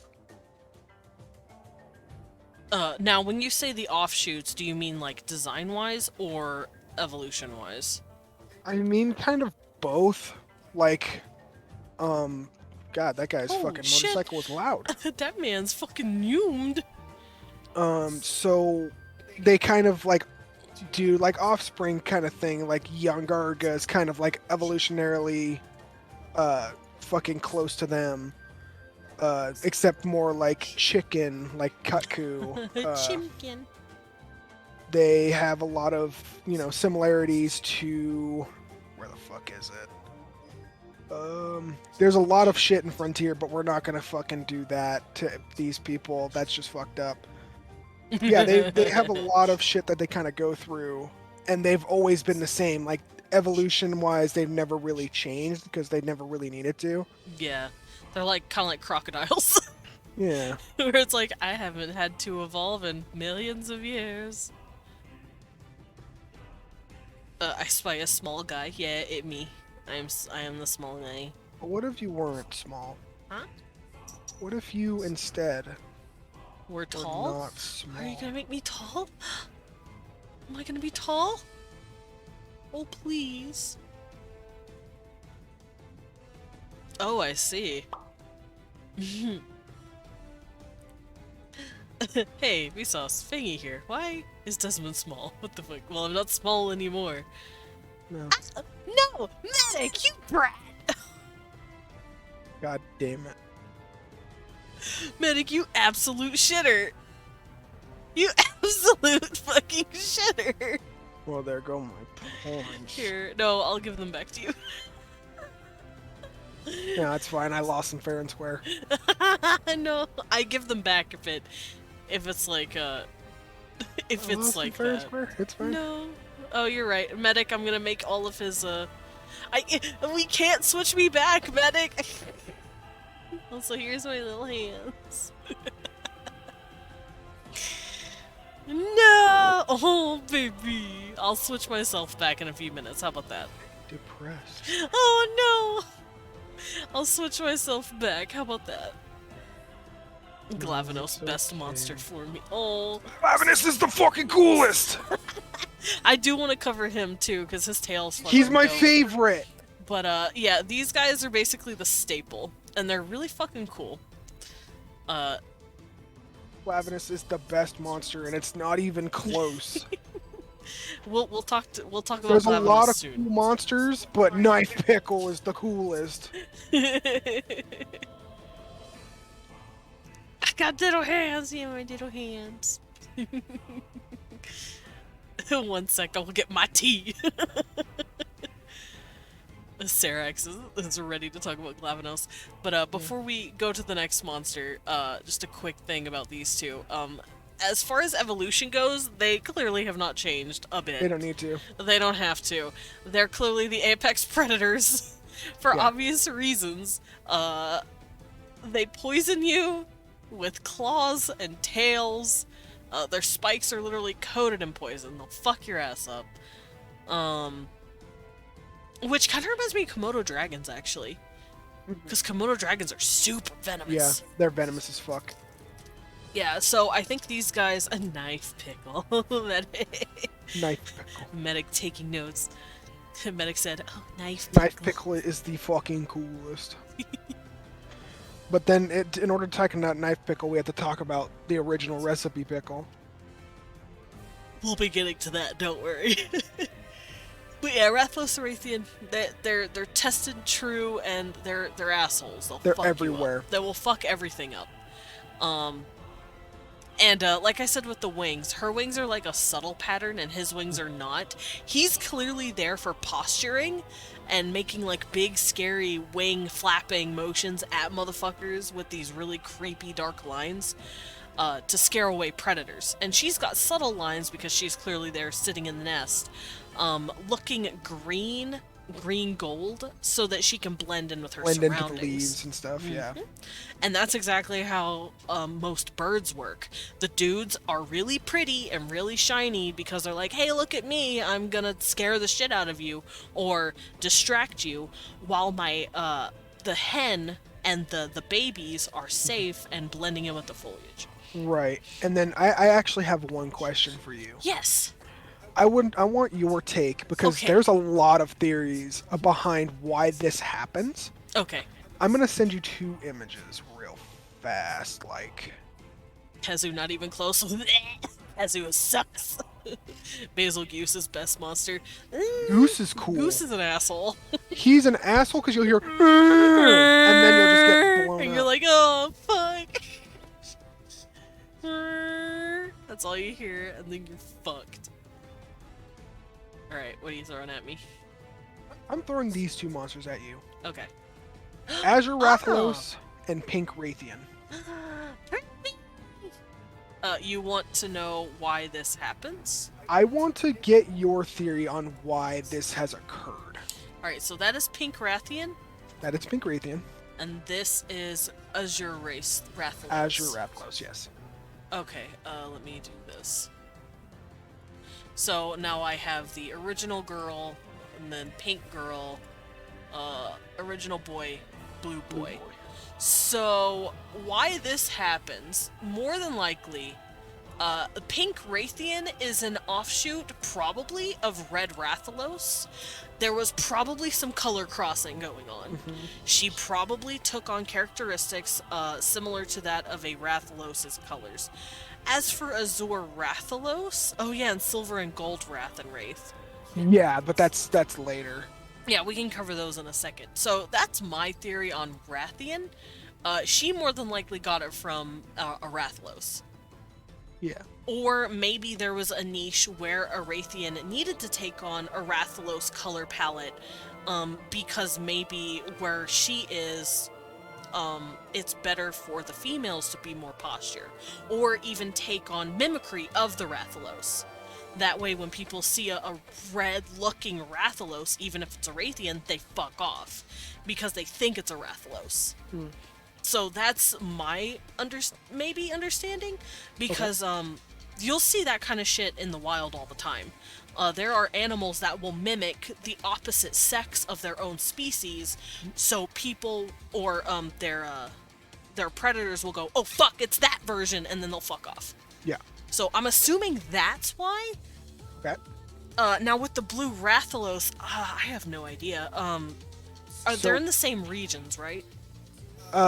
Usually, yeah, they're, because I mean, Rathalos and Raytheon are everywhere, so too are the offshoot colors, except for Gold and Silver. Okay. Gold and Silver are kind of like off in their own spot because they're way old. Because they're kind of like ancient versions of fucking the Rathalos and Raytheon. Okay. Oh, okay, Fangy. It's okay, buddy.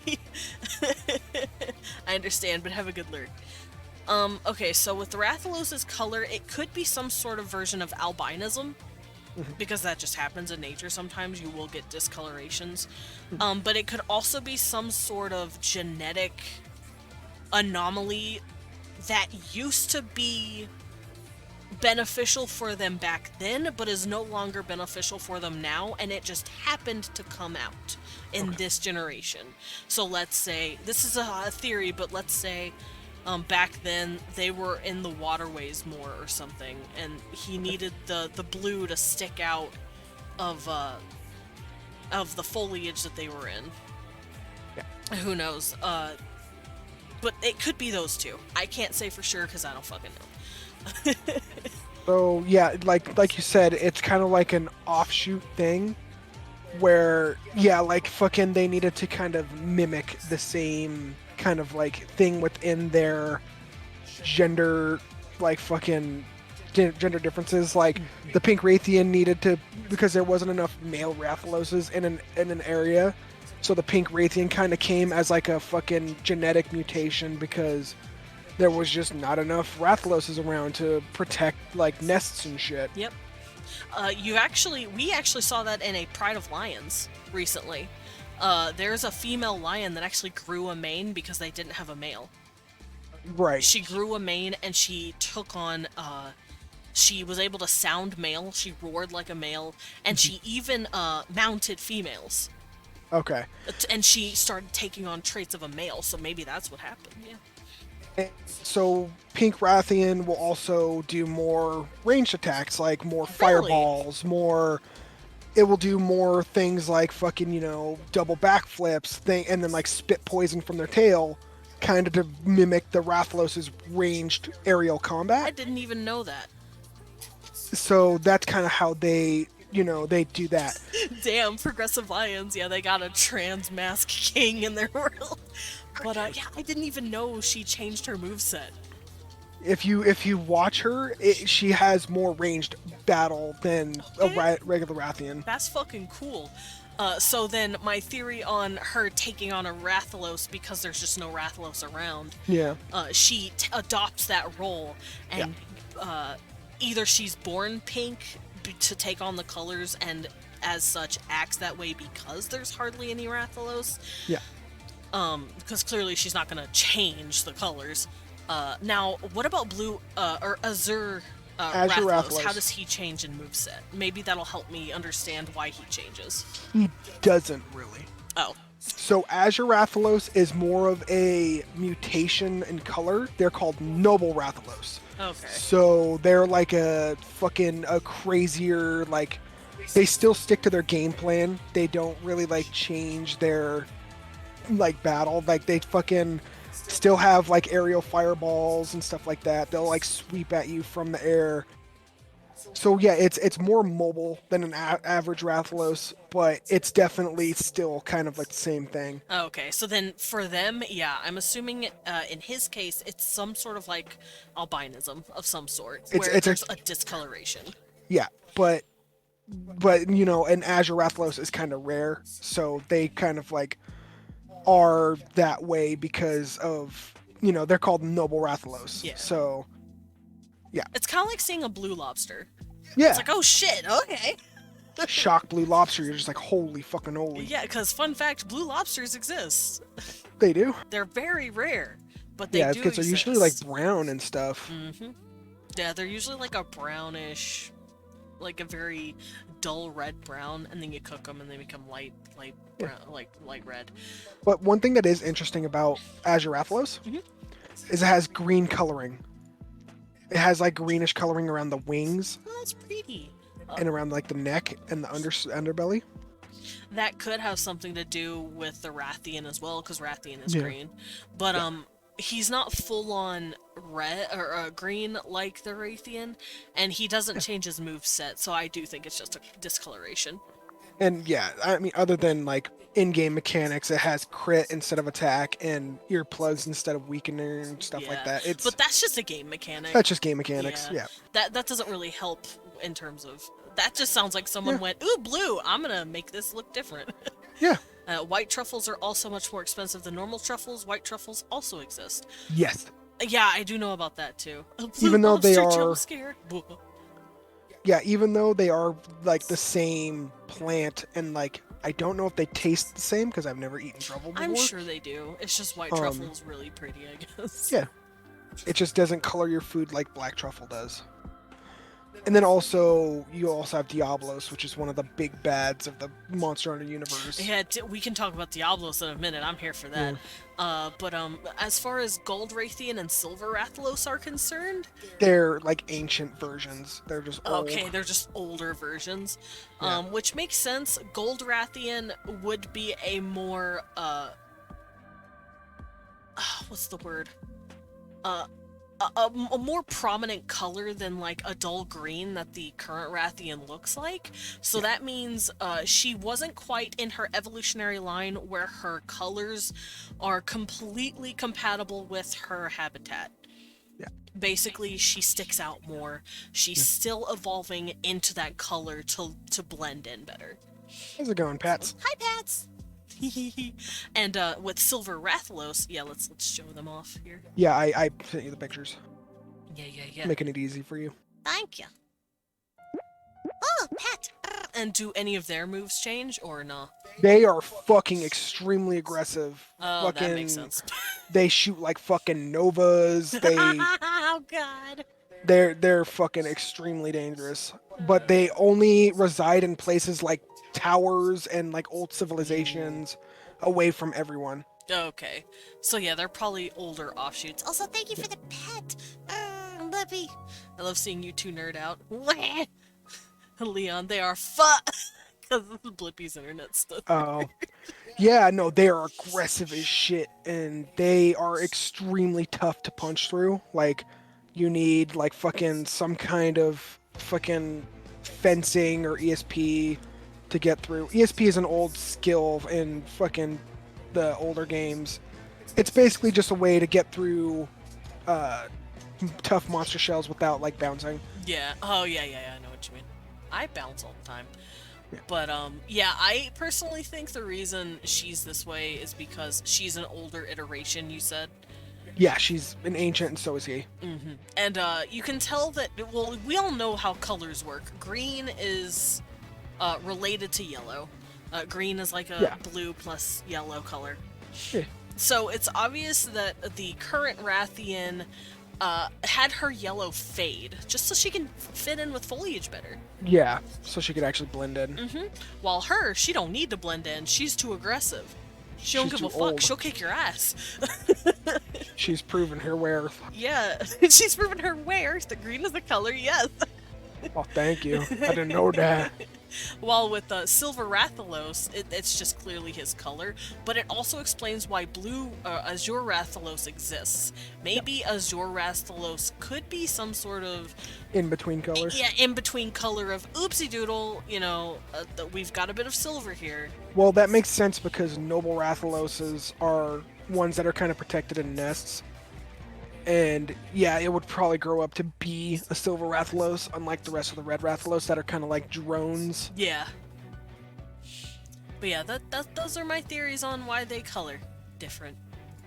So I'm actually really happy to hear about the whole pink Rathian thing. That's our working theory, right? Right. Like as a community, but definitely for sure, there's a reason why she uses more ranged attacks over her current iteration. Well, cause yeah, they added those mechanics for a reason. They had to have. They wouldn't have just given her that just because. Yeah. And they wouldn't have given her the Rathalos color with Rathalos moves if they didn't mean for it to be kind of like that.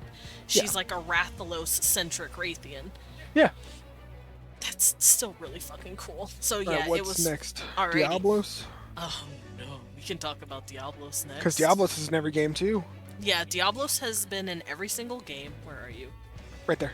Far left. There you are. There you go. Okay, so We'll talk about the other one. we'll talk about the other one in a second, but this is Diablos, and I love thinking about Diablos evolutionarily as well for a very important reason. Look at this thing. I'm gonna ask before you go in on what it is. I'm gonna ask chat, guys. What do you think this thing is? What do you think it does? What do you think it eats? Like, what kind of animals do you think this thing fucks up and predators on all the time? It is friend. Medic, it is not friend. Medic, no. It eats everything. Dick. Odin. A friend. Medic. No, he's not friend. But yeah, look at the tail. Look at the giant ass teeth. Like, what? What do you think it fucks up? Very important things. Fucks up dick. Idiot friend. This okay, here, I'll give it to you. You can talk about it. Diablos. Yeah. As you can tell by its teeth, like the ones inside its mouth, they have flat teeth. They don't bite you. They bite plants. They're herbivores. They eat plant. They're herbivores. But they hate you. So they're going to fuck you up. I'm trying to find a better picture of their mouth. Yeah, here, I think I have one somewhere. Like, this is pretty close. Here, I'll show this off too. Oh, hi, Cecil. There you go. I So have it. those like things at the bottom, those are just the shell on the outside to kind of give its mouth like a fucking you know, an intimidation factor. The same thing with the fangs coming out, but its teeth on the inside are actually flat. They're vegans. They eat cactus.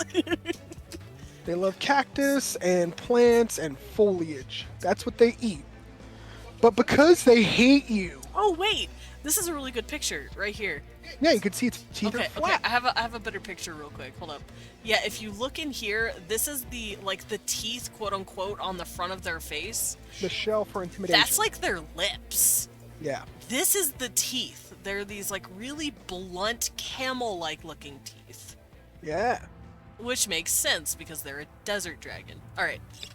So yeah, these fucking things are herbivores. And the thing is, they're extremely territorial. Like, if you try to come in on their fucking territory, they will fuck your day up. They have a big club tail. They have two giant horns with fucking more horns off the side of their face. They just don't fucking like you. So when you're trying to butt in on their territory, or God forbid if like you're fucking walking by one just chilling, you better be expected to pay some blood. Yeah? Basically, Sarek says, Triceratops and Ankylosaurus hybrids plus wyvern, but wings became weak with time, but they hate you because they're very territorial. Yeah, basically. Yeah, that's exactly what it is. Can I say something kind of mean for a funny joke? Sure, let's see. Let's see what it is, Gil. Let's see what happens. I googled Diablos, and half of the pictures are Monster Hunter, and the other half are the devil. Cool. I mean, yeah. But yeah, it's an herbivore. It doesn't fucking like you because you're trying to cut it on its turf. But sometimes it will make turf that it shouldn't make, and that's why the guild needs to go deal with it. Yeah. Oh yeah, the point of the games are to hunt these things. They won't eat you, but they'll turn you into a vegetable. They will fucking demolish They'll you. fuck you up. Yeah, I forgot to explain. We all know what the games are about. We're hunting monsters. But usually it's because the monsters are encroaching on areas they shouldn't be, whether they're becoming an invasive species to other monsters and disrupting the ecology, or they're encroaching in on human settlements and becoming crazed or what is it called? Dangerous, or they have like some sort of crazy virus. I know that's a thing sometimes. Well, yeah, in 4 Ultimate, there was a virus called the Outbreak. Yeah, sometimes there's viruses and we have to go eradicate them, some of them, because they have this disease that I mean, it happened people in don't World want them. 2. Yeah. In World 2? In World, they had the fucking weird fucking Magnamalo thing that made them go all crazy. That too. And in Rise, kind of, how they just started going cuckoo and started crashing themselves into the settlements. Yeah. Like, because clearly the settlements have been there long enough to let humans build up without monsters bothering them, so that means they haven't really been in the monsters' territories. But now the monsters are taking their territories to the humans, and the humans are like, hold up. Wait. Hold up. So yeah, that's usually why they go hunting. So that we can keep nature in balance. Yeah, it's strangely beautiful. Yeah. God, Diablos is really pretty though. But as you can tell, they've got very big spikes all over their tail. It reminds me of the dinosaur with the giant club for a tail. Why am I blanking? I don't remember what they're called. Uh, I think Serax said it. I think they're called Ankylosaurus. Ankylosaur? Yeah, Ankylosaur. I think that's what they are.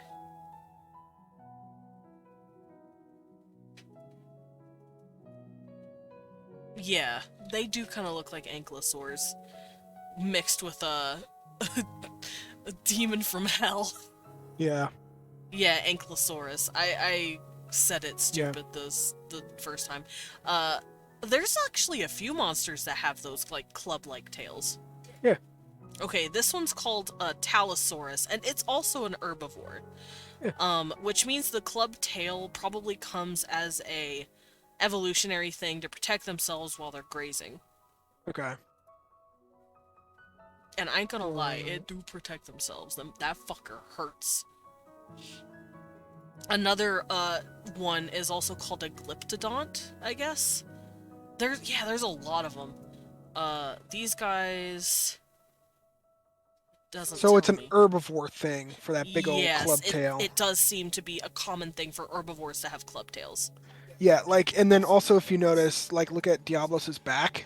There's a lot of fucking shells on its like spine between its wings, Yep. so that it can't get fucked with, and it has like flanges coming off the back of his head to protect his neck. Yeah, right here. Kind of like what Serac said again with the Triceratops, like Yeah, like the fucking big yeah, frill thing. the frills, the huge frills. Those Yeah. also act as a deterrent to protect their head, because clearly they're having to deal with while they're eating. They're bent down. They're vulnerable. They're veggies. They're eating their greens, and they have these spikes everywhere on their back plate, on their head, and with their tail to protect themselves while they're vulnerable. I'm a Yeah. dino nerd. I believe you, Sarah. Thank you for being a dino nerd. We need one.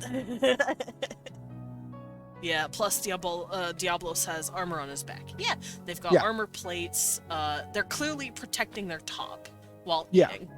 Which means, what the fuck hunts them? What the fuck comes after Diablos? Evil shit. So, this So, is... the thing is, just like Rathalos and Raytheon, Mhm. Diablos has not really seen any changes in appearance or behavior or evolutionary pattern. It is as it is, and it has been for fuck knows how long. And this is a first-gen monster as well? It has been there since the first game, and it's been there in every game. Okay. But it clearly works for it. I mean, it's still one of the angriest fucking monsters ever.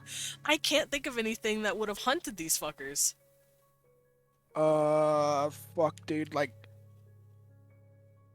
I mean, definitely not now, after having, like, apex forms and fucking,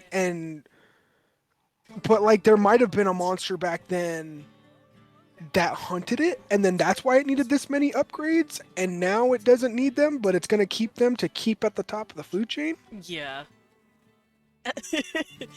Yeah, it does sound like it could have been something in the past, but, because the only thing that they really have to compete with is, Barrett. Oh, thank you, Jen, for the 45 buddies. Well, my little nugget. But even Barrett, But, well, nowadays, Barrett is the only one I really know of that's also in the desert. Barrett might be a contender. But Barrett wouldn't hunt them. Probably not, because that would be a suicide mission. Thank you, Medic, for the 99 and 1 videos. And then there's also elder dragons that kind of roam. Oh, yeah. So you gotta watch out for those, because they're fucking powerful shit. Yeah, I know the, what is it? I know Nergigante is a dragon eater. Oh, but right. he's New World. Right. I was also gonna say there was there was a sand Bariath too, Oh. that fucked with them. Oh, wait, okay, in Try, wasn't there a huge motherfucker that swam in the sand? Oh, Durin Moran. Yeah. Yeah, So that was an it could Elder be Dragon something too. like that. Yeah, Durin Moran might fuck with them too. Yeah, so in Try, I know, well, the Wraths with range attacks could maybe pose a threat. Possibly, but you don't really see Wrath and, the Wrath family in the, desert areas much. No, they're still Rathian's still prevalent in the desert. Oh, okay. Can we talk about Nibblesnarf? Oh, we'll be getting there. We'll couple Nibblesnarf is cool. Nibblesnarf is funny. But yeah, in Try, there was like that big motherfucker in the desert, and these guys also dig underground. And I will say there is one invader that tops every invader, and there's a reason why every monster has to kind of fight to keep up with it. Yeah. Devil Joe. Oh, fuck Devil Joe. Devil Joe's an invasive species. That's why. Devil Joe is a piece of garbage. He is everywhere, and he will just invade, and he will just fight you. He's a dick. I will send you a picture of Joe. Thank you. But, before we move on from Diablos, do you want Oh, to talk God. about Black Diablos real quick? Yeah! Here. Who wants to know why Black Diablos exists? Yeah, there's actually an in-game reason. I don't even need to make a theory. There's an in-game reason why Black Diablos is a thing. Not just to have an angrier offshoot. No. It's because the Black Diablos are the females in Heat. They're just angry ladies that want to fuck. That's it. That's all they are. Now, I do have a quick question though. Does that mean that all females are black, or No. they shift to a black color when they're in? When they're in Heat. Okay. So a regular Diablos could be a male or a female, Okay. but when they're in Heat, they turn black. And then they get angrier and more territorial. Yeah, they become super territorial, and they will fuck your dumbass up. But yeah, that is funny. It's just a female ready to fuck, and she's like, "I'm gonna go find me a fuck boy. I'm gonna go find me one of them babies. I'm gonna go find me one of them baby makers, and also, you're in my territory. Double fuck you." Yeah. Black Diablos are fucking great. So the thing is with Diablos, so even regular Diablos, they can fight each other. They have turf wars. Oh, okay. Normal Diablos will fight each other, unlike Rathalos and Raytheon, which will never fight each other. Diablos Black Diablos will fight a regular? Oh, They'll so, beat the fuck out of them. so unlike Rathalos and Raytheon, where they're like, "Hey, honey, how was work today?" Hey, how's honey? Oh, there's a hunter. Let's go fucking kick his dick in. A Black Diablos will just beat the shit out of her guy, like, "You were late!" You were supposed to be here 4 minutes ago! Or I'm assuming it's because maybe she's looking for a mate and he just didn't cut it. So she just Whatever the beats reason. shit out of it. They will beat the fuck out of each other. Nature's evil, because that's exactly what happens in nature. Like Rathalos Raytheon will be cool. They'll fucking be like, yeah, we're good. Hey, there's a hunter over there. Let's fight him together. Hey, let's go beat this fucker up. But fucking Diablos will be like, yeah, let's fight each other, and then the hunter, and then each other again. Actually, do you think the fighting might be some sort of turf war, hey, Some kind of like mating copulation ritual. Yeah. It could, I don't know. Could easily be. Hi, honey, I'm horny. Get over here so I can kick your balls. Yeah. Really said she's gonna smash. Said, Becky, please no smash me. Yeah. Fucking literally. You want some fuck? No, run. I want to kill you. Oh shit. Oh fuck. They're But yeah. fucking evil. So that's Diablos. Diablos has been in every game since fucking the first game. They're fucking evil and crazy. I love it. They're so fucking cool. I love when they add shit like that. Yeah. All right, we And can then- we can also do no. a quick. Oh, yeah. You look at the invader that every fucking monster has to evolve around. I Okay. sent it to you. Okay. This ugly motherfucker. All That fucking we'll thing. We'll cover this fucker real quick. This is a Devil Joe. Leon, What exactly does a Devil Joe do? It's hungry. Pickle! Yeah, it's pickle. Yeah, this thing is fucking violent and evil and hungry as fuck. So this thing, I just looked at the habitat and it's literally everywhere. There's no place that it can't go. It is everywhere. It is an invader. Yep, it's an invasive species. It is an invader and it will come around and fucking eat you. That's its one and only purpose. And whenever you piss it off, it gets redder and bigger. Yep. And it's hungry and it will eat everything and everyone. It'll even eat shit that you set down, like fucking poison meat, and it'll poison itself because it's just hungry. It's actually so fucking gross that if you cut its tail off, it will eat its own tail. It'll eat its own tail. And if you kill another Devil Joe in the area, the Devil Joe will eat its own fucking, like, homie. Mm-hmm. It will eat everything. Everything it will eat. Yep. It has no qualms. It will eat you. Yeah, it's just gonna fucking eat you. And the reason I say 7 months, let's go! Damn. That's a lot of months. I know, that is a lot of months. Welcome in for the 7-month subscription. Hello. Wow. But yeah, Devil Joe, it's just hungry.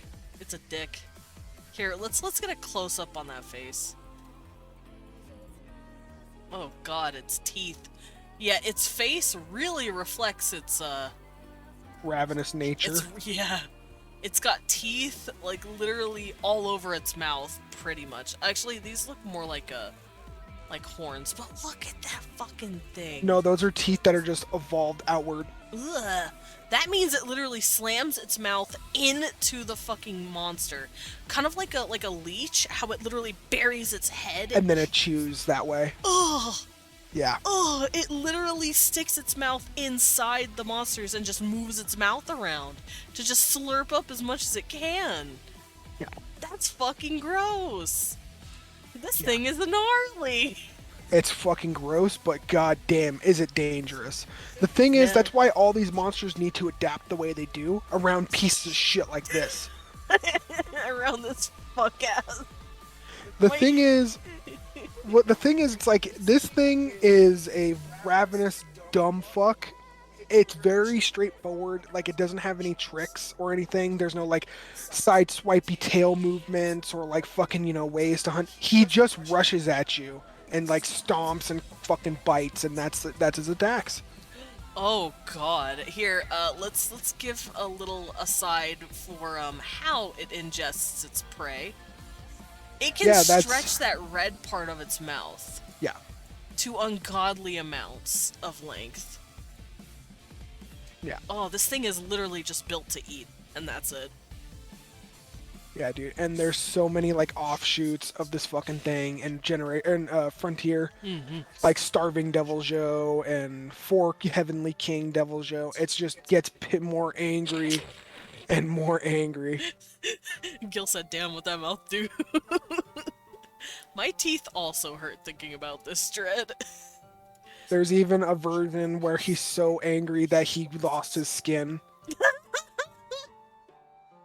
It's called Aberrant Devil Joe. It looks like an Attack on Titan monster. Yeah. It's inspired by the Colossus Titan. It was a fucking crossover. But good fucking Christ. It's a horrifying demon. Yeah, this thing is absolutely awful. And it is an invasive species. It is. Do you know where it is come from at all? It just arrived in fucking 3. In And 3? Okay.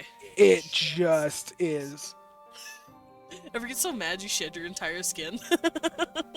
Yeah. Gilson, I'm sorry, what? Yeah, here, I'll show I'll show what Abhorrent Devil Joe looks like. He looks fun. Yeah, it was a crossover with Attack on Titan. Yeah, On fucking what's it called? Monster Hunter Explorer, which was a mobile game. Yeah. But good god. Yeah, he's fucking I like how his title is Terrifying Violent Wyvern. because that's exactly what he is. Yeah, he's gross. He's big, angry, green, and hungry as shit. Mm-hmm. And yeah, he literally has no starting habitat, No, and he just stays everywhere. he's just everywhere. He's just an invader. That's it. God, starving Devil Joe looks fucking crazy too. Yeah. But yeah, I can't think of any place this dude evolved from. Nope. But clearly he is an invasive species. He's just Because he's literally everywhere and he eats everything. And that's a bad thing. An Yeah. invasive species, for those who don't know, is a species that evolved to fit around the ecology it was in. But then for some reason it was moved somewhere else. And it dominated that area because it now has an evolution that gives it advantages over the new ecology it is in. I can't think of a species. Well, fire ants, for instance, in California. I think Yeah. they're an invasive species. They right? And that's because they just dominate the ecology. They Yeah. overtake and overshadow any other species of ant. And that's a I know, buddy. But you're okay. and that's a bad thing because that means the habitats that they are invading is in danger of getting toppled over. Yeah. It's how you basically unhinge an ecology.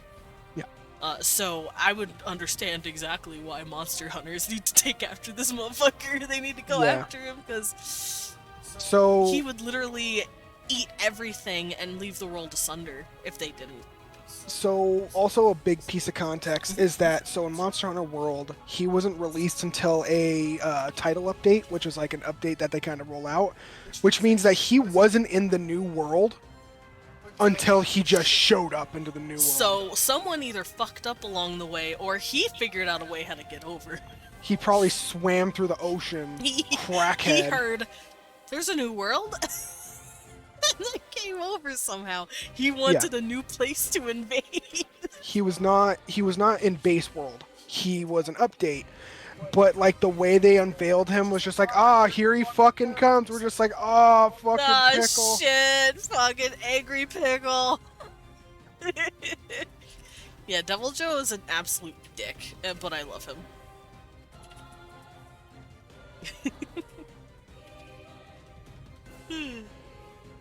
Yeah, like it was just a fucking update trailer. We're just like, oh man. Oh, this is that was cool. the trailer? Or just there he is. You just hear a roar and then it fades out and you see this dickhead. And here he is. It's 30 seconds long. And he's pissed off and you just see him eating and slamming a fucking Jagras around. Here, let's let people watch this with us. And he's eating that thing as he's fucking swinging it around. Hell yeah, yeah, here he is, guys. Devil Joe.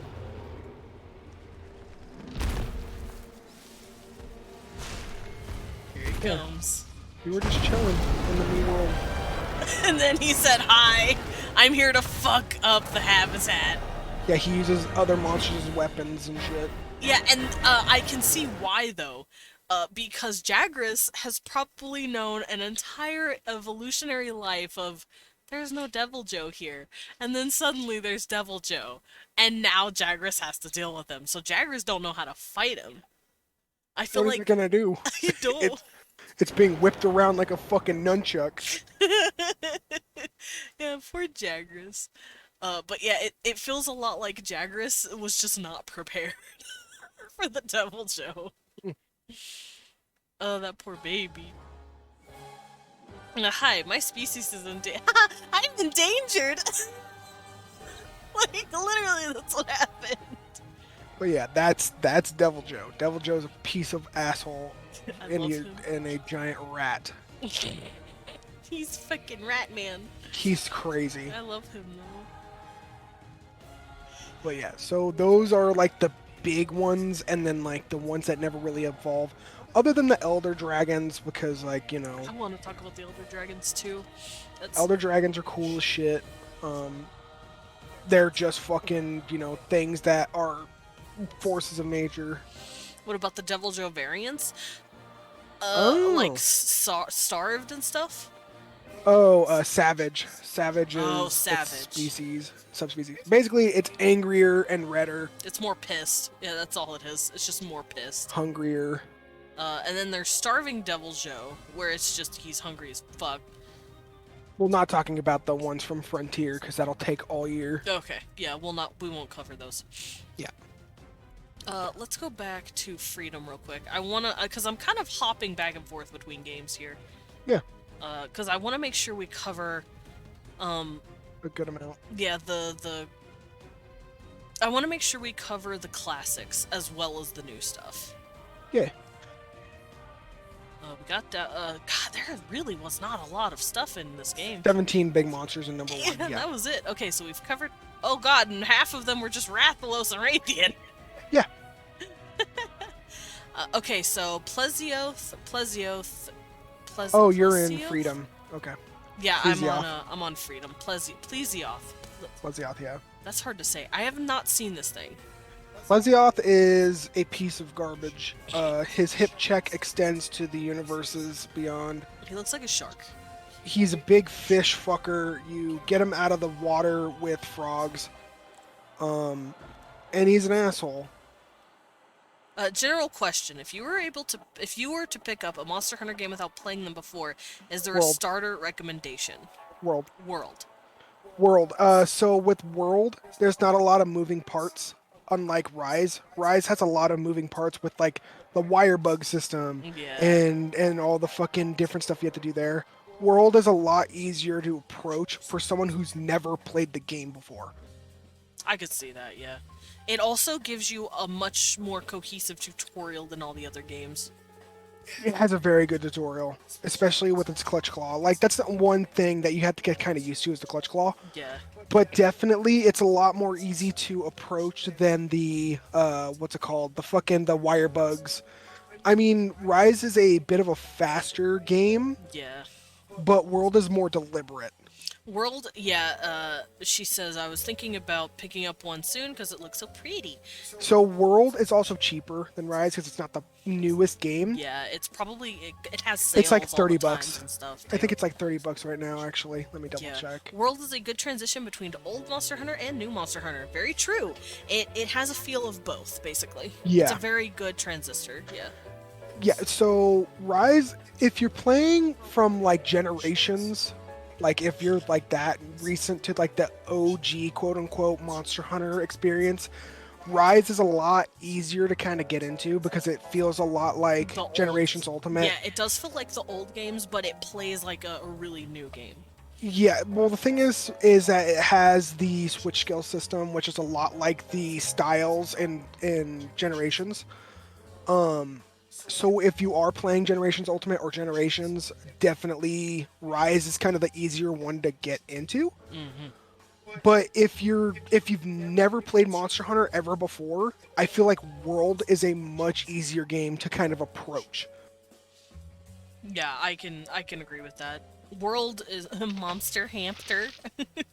Oh, Lillian, thank you for the snippy, snacky, stretchy.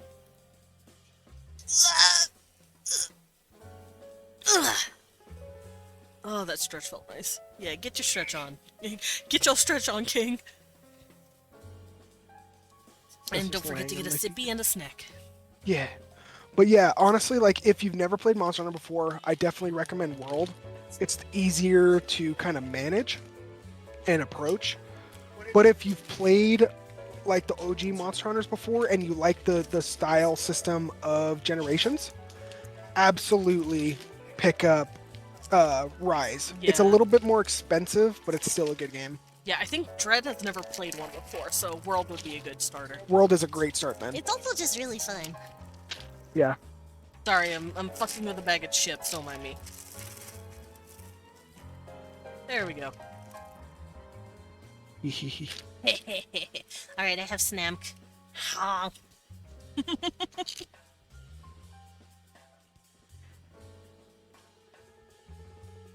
But yeah. Ghost Gym, Pokemon. Yeah. remember this asshole. Oh, young Kaku. Yeah. What flavor chip? Nacho cheese Nacho Doritos. Doritos. They were on sale, so I bought them, and also they're tasty. They're trying to shake the lamb brain rot. That's fair.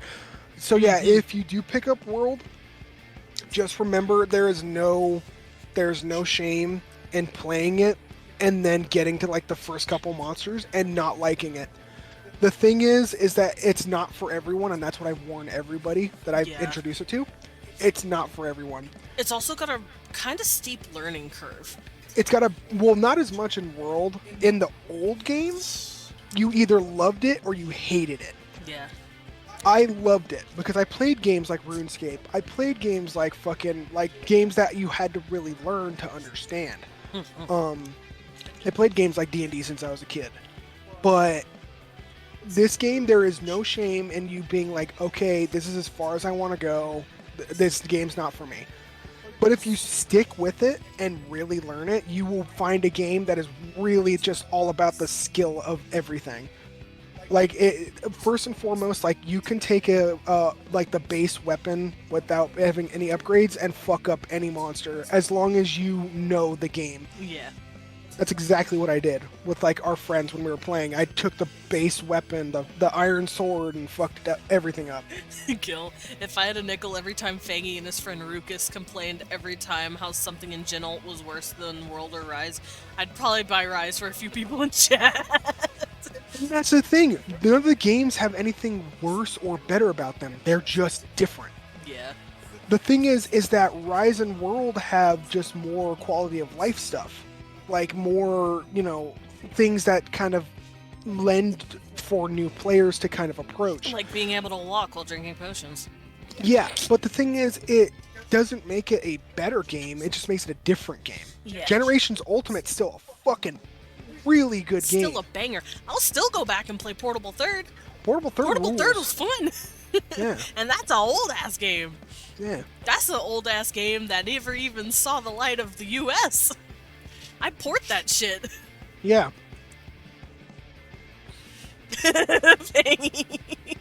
Look, man, I love Genold. I just comment on everything I can to keep talking. Rukus is the one who hates everything except Rise. Dude, so here's the thing. It's just different. I love Generations. I love every fucking Monster Hunter game. Even though I complained about Monster Hunter 1 attacking with the right stick, I still played it. I was about to say, you'd still go back, though. I'd still go back today, even. You'd still go back and play it. As long as it's not as punishing as the Souls games, I'm down to suffer. It's not, It's no. not. But the thing is, what you will notice is that it shares a lot of DNA with Souls games. It does. Except you don't have to go through giant hallways of fucking enemies and minutia to get to the cool boss fights. Most of the game is just designed around the cool boss fights. Basically, yeah. Instead of the boss fights being like 2 or 3 minutes after you master it, it's like fucking anywhere from like 5 to 10 minutes. So that's kind of like the push and pull, is that you don't have to go through the fucking tons of skeletons before you fight, Angomar the ass fucker. Yeah. You just get to fight the boss. It's kind of like, yeah, I would say it is. It has a lot of feel with the Dark Souls series. Yeah. And it would be like Dark Souls if... Thank you, Sky Kitten, for the 5 biddies. Hello, welcome in. But the best way I'd describe it is, if we are saying it's somewhat like Monster Hunter, like Dark Souls. Yeah. It's like Dark Souls if the monsters didn't hit as hard. Yeah. But they had a lot more health. And you had a lot more Estus. You could make your Estus. Yeah, you can craft Estus, and goddamn it, Lindo. It's Mr. Assfucker, thank you very much. But yeah, also, it's Dark Souls of just bosses. that's exactly what I said. Yeah. So you don't have to go through, like, the whole level of the game and go, I gotta keep my Estus up, or my, my Estus flask up and not get fucked up. Yeah. Like, you can just roll right in and go fight the fucker. Yeah. Oh god, Final Fantasy 12 completionist. You mean like fucking walking down the same hallway to get a rare spawn in order to get the ultimate weapon for Fuck, who was it? I can't even remember. My brain just blanked out. Oops, Oh all no. bosses and Lilin. Yeah, pretty much. Yeah, but the thing is, it's like the game is designed around it, where all the fucking, progression is kind of built upon each other. Yeah, because like in Dark Souls, you could go through the whole game wearing the same armor and so. swords, and you'd be fine. In Monster Hunter, you're fighting these creatures so you can use their hide to make better armor so you can go fight the next one. Yeah. Yeah, and honestly, like, if you do try it, just fucking try to stick with it, but there is no shame in being like, this game is not for me. I will put it over here now. I like World because it lets me, oh, what is it? It introduced the tracking mechanic. Yeah. And I love tracking. It's really fun. To be honest, you could use your point system to scope anyone out for any weapon. I'm not the Zodiac system release. And the not Zodiac system release. Yeah, and the base one. Mm-hmm. Yeah. I know that. Like, it's just, like I said, I just had PTSD for a second there. It's okay, baby. It's fine. Amy laughs on DS1, 20S is a 99 humanity that heals you. Yeah. But I think humanity makes invaders fucking show up and say what up and stab you in the face. Yeah, what up? I got a big Glock, Yeah. and then they kill you. But yeah, like, honestly, there is a lot of crossover between Dark Souls and Monster Hunter. But the thing is, it's like, since Monster Hunter is built as a cooperative game first, Mm-hmm. it really does have like a lot of, parts that don't require a lot of brain power to understand. Yeah, because you got homies to help. Yeah. Alright, so that's really it from the first game. The old monsters, like the Velocidromes and whatever that you were talking about, they are never seen again. They are in like Generations and stuff, but like, fuck, after that they kind of are changed with their in-game raptors. Mm-hmm. But then there's Kezu. Horrifying creatures. Like Kezu and Giganox. So I didn't want to talk about him, but we're gonna. Because he's your favorite. He's not my favorite. He's actually my least favorite. So there's this fun little thing, right? Whenever I first started streaming, one of the first games I streamed was Rise. And it got in people's head that Kezu's my favorite, and he's not. He's actually my least favorite. I can't believe he's your favorite. He's so ugly. Here, who wants to see nightmares?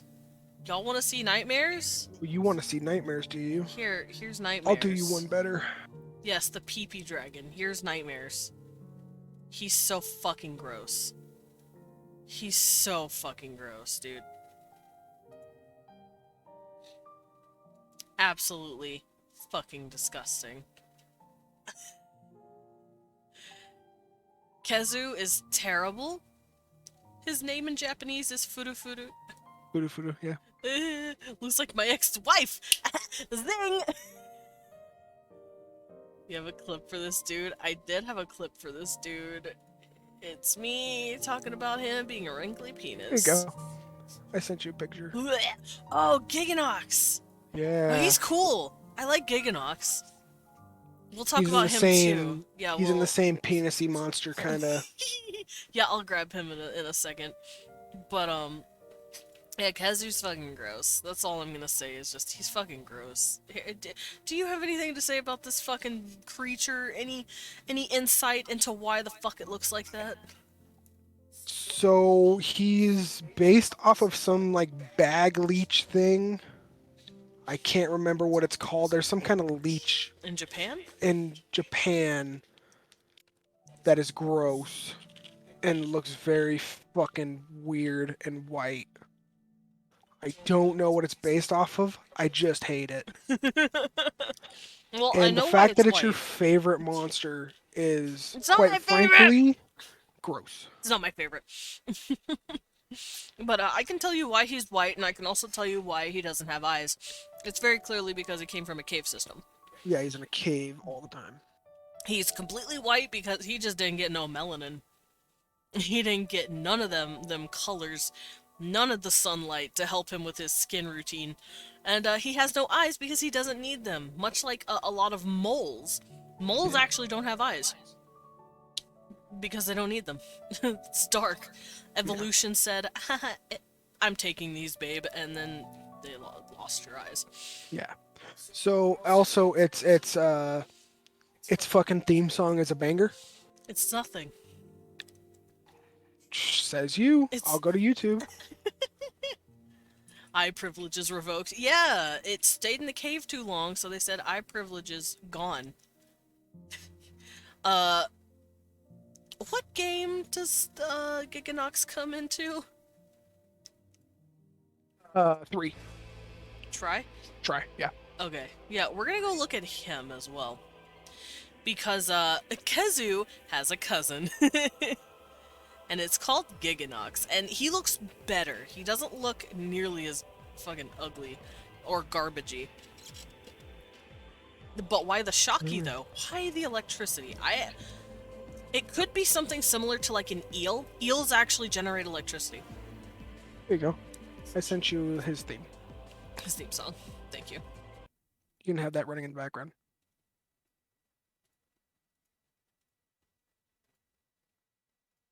This is Kezu's theme, by the way. It's playing. Banger.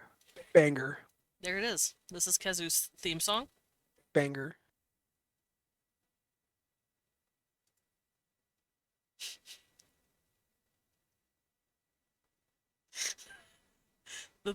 Yeah.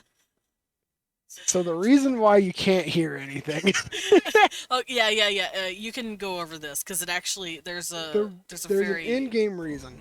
He doesn't actually notice you. So there's no discovery music or sound because he can't see you. Yeah. So fun little aside, Monster Hunter does this thing where the moment the monster sees you and makes eye contact with you, its theme song plays. Kezu has no eyes to see you with. Ergo, he has no fight music. It's so fucking interesting, but it's so funny.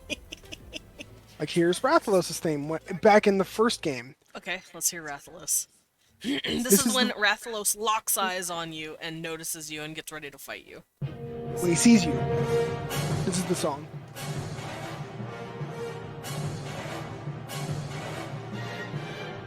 Hello there. Oh, hello there. Welcome in, Stargazer. Hello. Objective survive, you right. Still interesting, still cool, still hate it, yeah. But welcome to the Bat Cafe. Please have a seat and enjoy your stay. And yeah, every monster has those sort of theme songs where where they'll play if they discover you. Kezu never sees you, ergo he never has music. It's real interesting. Are these sad? Is that a sad Pepe face in the picture? It's Donkey Kong. Oh my god, it's Donkey Kong. God damn it. Anyway. So, yeah, the reason I do think he looks like that is just because cave system. There he is. He's in the caves. And as far as electricity goes, it could be an eel thing. It could be a type of protection. Because he can't see anything. He's a blind, dumb baby. So he needs to have this sort of... any sort of protection. Because look how fucking flimsy he is. He doesn't even have scales. So he never evolved to have any. He evolved to have electric shockwaves. And flabby hide. And flappy body. So that's probably why he has electricity. To protect himself. He's dumb, alright? Bro, he's so fucking gross. I absolutely fucking hate But then there's this man. Giganox, his cousin. Oh yeah, his Giganox cousin. Giganox is not nearly as bad. Well, it has But eyes, he's still pretty bad. and he gives birth during battle. That still doesn't bother me nearly as much as Kezu does. Weirdly enough, Kezu bothers me more. So this is Kezu's distant cousin called Giganox. He is literally the weirdest fucking thing. He is an enigma. He is also unscaled, birth, Lilin. He does what? Birth. He gives birth on the battlefield. Here, I'm gonna send you a picture of What him part of birthing. that did you understand? He's So gross. he has two mouths, and I put that in air quotes because he has a front mouth And a butt mouth. and a butt mouth. At least this one has And- more than one color. Yeah, true. And from his butt mouth, he can do one of two things. One, he can make a pot of poison that explodes upon getting struck or over time. This. The one on the right, yeah. Or See, he can make an there's- egg sac. This is his butthole post giving birth. This is his giving. Yeah, that's his butthole. Wait, now. no. Oh, okay, hold on. It's not a butthole then. It's a cloaca. I don't like it no matter how you're trying to fucking spin it, bud. Not the ovipositor. No, it's a cloaca because he's laying it. Yeah, there's no insertion mechanism. Yeah, it's one hole for. So yeah, And then, so he either makes a poison poopy or egg sac, and the egg sac will have little baby GGs come out of them, and it'll add adds to your fight. It's very good. It's real good, like that. yeah, it's so fucking nasty. So yeah, this is obviously a cloaca. It was one of the few fights in Monster Hunter Tri where you needed the torch in order to A, see in the cave, and B, burn the GGs before they became a problem. Yeah, seems like the perfect spot for a stick of dynamite. Yeah. Yeah, it's awful Why is it detailed on the inside? because Because they hired very interesting artists to do it. yeah, Thanks, I hate it. Me too. But he's not as bad as Kezu. At least in don't my know. opinion. I personally prefer Giganox. I don't know. I don't like the birthing. The birthing is gross. You know what? I don't mind the birthing. I'd much rather have birthing than literal penis mouth. Here comes from the egg sacs. Here you go. I sent you that. Yeah, That's fine. look at the. Oh, they're kind of cute. I ain't gonna lie. And then they attach to you and they drain your health while you're trying to fight. Yeah, look at them. They're popping out of their little egg sacs like, "Hi, I am born." And it's gross. Yeah, those are the babies. I'll take the blind flaccid noodle that might tase me, thanks. Yeah, I might take my chances with fucking Nah. Flappy Man. It was so funny too, cause the first time I ever encountered this creature, I did Oh, not yeah. expect it. I was playing Monster Hunter Portable 3rd by myself, and I was just doing some quests while I was waiting for Leon to get finished with whatever he was doing. Cue to me, just vibing in a cave, the mining stuff, and I just hear. I'm like, what is that? And then I see this motherfucker crawling on the ceiling. I panic, I scream my shit off, and I leave and I quit the quest. That was my first impression with this creature. So yeah, this thing actually crawls upon the ceilings and walls. Yeah. And that's what I got to deal with my first encounter. I did not know it existed. It just came after me. And I screamed. Why are the babies the least horrifying part of these three? Why do the babies look like Mario creatures? Yeah, kinda. Yeah, Yeah, they they do look like some out of Mario. yeah, they look like some sort of leech creature from a water level in Mario. Yeah. But yeah, this is what I saw, and I Panicked. shat Mantle. myself and I ran. So yeah. Cecil sleeping on my foot. Oh, that's so cute. He really is. Oh, he's actually sleeping. You can't move now. I'm fucked. You're fucked. You can't move. I'm fucked. Leon is now stuck. Cecil, see, we're bundled in blankets right now because it's kind of cold, and he has blankets wrapped around his legs. Cecil found a part of the blanket that was on the floor, curled up into his feet, and just fell asleep. Can't move. You're stuck here. Sorry, babe. It was nice standing up. No standing up for you. But yeah, that was my experience with these fuckers. Yeah, I'd still rather fight him than Kezu though. that's fair. Fuck Kezu. Kezu's so gross. Giganox is at least a little less gross. Not by much, but by enough. So, Alright. So what's next? alright, what do we usually start fighting after that? What comes next? So after in world or And whichever, because In we've every covered, game? we've been kind of hopping around games here. that's fair. So we talked about Rathalos. You know, that's Mhm, about the mid game ish. Talked about the gross penis monsters.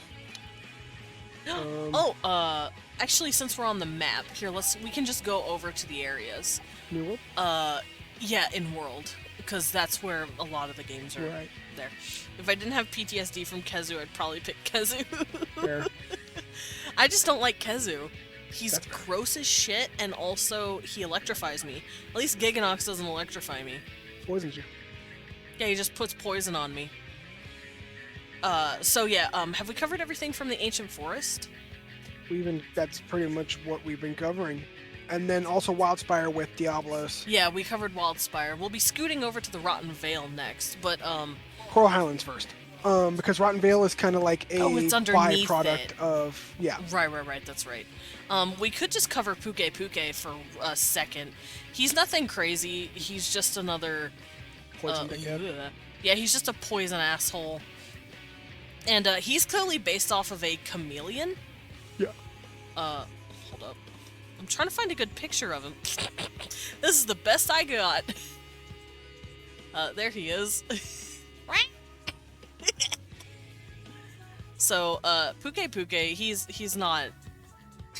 He's pretty no thoughts at MD. I'm not going to cover him much, but I am at least going to cover the wings. Because his wings have this really cool thing about them where they have, like... They look like fingertips, almost. Almost. Yeah, like, see, he's got, like, these little flat cups. And that comes into play with another future monster as well. I had to grind Kezu for parts. I'm so sorry. Tailbone. I'm so sorry. Or fucking gourmet Kezu steak from the second one. Ooh. I see. Fucking hated gourmet Kezu steak. Needed it for fucking True Devil Slicer. Hated it. And yes, I remember everything I've done in Monster Hunter. I remember the fucking over fucking 100 hours I had to do of what the fuck was it? Fucking the fucking Brachydios, the big one. God. Gil says I think it was for a sword upgrade for them. Yeah, it was probably a pale bone or fucking pale Kezu steak. Ugh. Any pale Kezu anything sounds disgusting. But yeah, Puke Puke, not much to say. I'm just gonna show him off real quick. Yeah. He's also a world debuted monster. He's just a chameleon that shoots poison out of his tail. He his stays face. mainly on the ground, I think. He doesn't Yeah. go up into the tree that often. I mean, he flies around a bit, but not really that much. Yeah, he's also Anjanath's bitch. Anjanath fucks with him a lot. It's funny. Yeah. Well, Anjanat's just a bully. But yeah, he's just a chameleon with a long ass tail. He feels kind of like the bottom feeder of the ancient forest. He gets picked on by a lot of motherfuckers. Just like Jagras and Yeah, yeah, a lot of them. yeah. He's trying his best. He's a silly little shit. All right, so have we covered everything mainly from the Wildspire Wastes? Geratidus is like the last thing I'd talk about. Okay, you want to grab Geratidos real quick? Yeah, just to kind of explain, because he's kind of a weird outlier in the Wildspire Waste, because he's on like the fucking right side of the map where there's kind of like swampland. Yeah, because over here in the Wildspire, it's not really on the map, but in the Wildspire, there is an area nearby where it's just a bunch of like muddy like water. Also, Gil, whoever you found to do stuff for you for Karen, those are good people. You should have kept them in your address book and sent them Christmas cards. Because if you came up to me saying you needed stuff from Karen, I would be such a bitch. I'd still do it, but I'd whine about it. You would be bitching about it I'd the be like, entire fucking time. You're like, fuck this fucking I'm like, horse. I'm like, yeah, I fucking great. We're fighting Seabiscuit. Very happy about this. Fucking winning sack crap. He hates Kieran, by the Fuck way. Karen. Fuck him. If As I much felt really skill, bad, I would too. as much skill as I have in Monster Hunter, I still fucking hate Karen. What a fucking bastard. But yeah, Geratidos, where did he come from? Oh, fifth as well. Yeah, Okay. that was his debut. Yeah, and he's a water boy. He stays in the mud, and I actually know what he's evolved from. Mudfish. Mudfish. For those who don't know, mudfish are a species of fish that you can find in Japan, and they'll actually come up on land, and they'll be able to breathe air, and they walk with their little flippers. They will literally walk around. It's real interesting. I'm trying to find a picture of them. Here they are. This is what a mudfish looks like. 8 small electric haunts. And they are kind of like they're like the cousin of a frog and a fish. They're like the in-between amphibian and fish. Okay. And that's basically what Geratidos is. He's just a giant mudfish. He splashes around in the water, he rolls around in the mud, but he can still move around on land if he really wants to. Yeah. It's real crazy. Other than that, I can't think of anything else about him. He's pretty simple. So with Wildspire Waste out of the way, do you want to move on to the Coral Highlands? Coral Highlands. Welcome to Coral Highlands. Everything here is beautiful. It is. It's very pretty. Here, let's go find a picture of the Coral Highlands. The Coral Highlands are absolutely beautiful. I'm assuming it was once a giant ocean, Yeah, or like this part of the land was underwater. that's what I'm guessing. Because there's a lot of coral. Yep. Coral grows underwater. Yeah, it is. Once. Yeah, it do. This is what it looks like. It's pretty. And as such, it has a lot of crazy, unique, biome diversity. Yeah. Oh, thank you for the pet. Alrighty. So let's look at the monsters that come from here.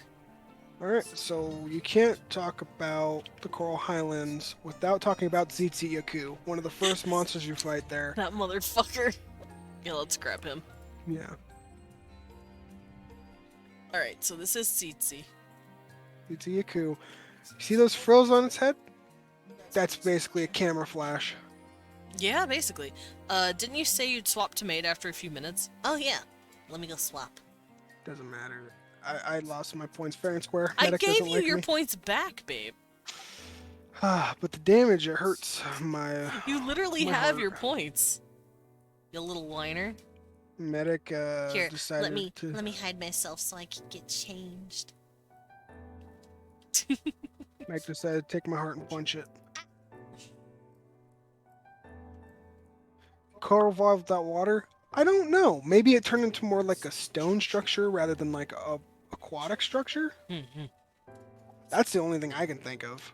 Coral But I'm not a horse Hold on. doctor. Leon, I will never emotionally recover from this. Also, Medic, thank you for the sippy and the smacky. Let me get a little sip. I actually have a theory about it real quick. What's your game theory? Oh, Diet Coke. My theory is that if the coral,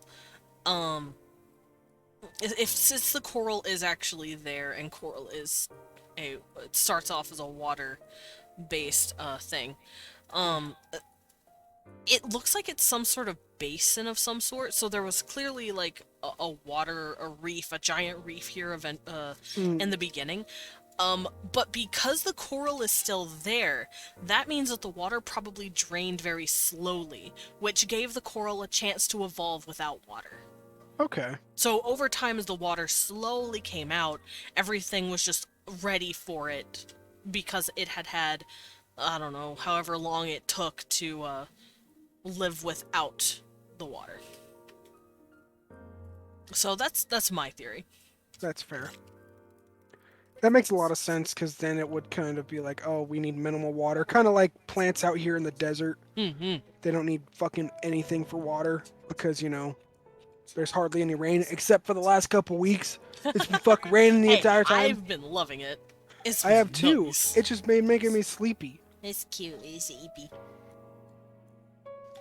But yeah, what I think happened is that, yeah, it was just a slow draining. The coral learned how to live. And then they started filling up ecological niches that others couldn't because they weren't there. So, regular coral turned into giant coral trees because there were no trees. So Gotcha. they took on those properties to be the trees of the area. Mm, If that makes sense. yeah, that makes a lot of sense. Okay. Because like I said, fox took on the role of the cat. Oh, Pat. Coral probably took on the role of the tree. Okay. And then, whatever else. I know there's, what are these? I don't remember what these are called. Barnacles?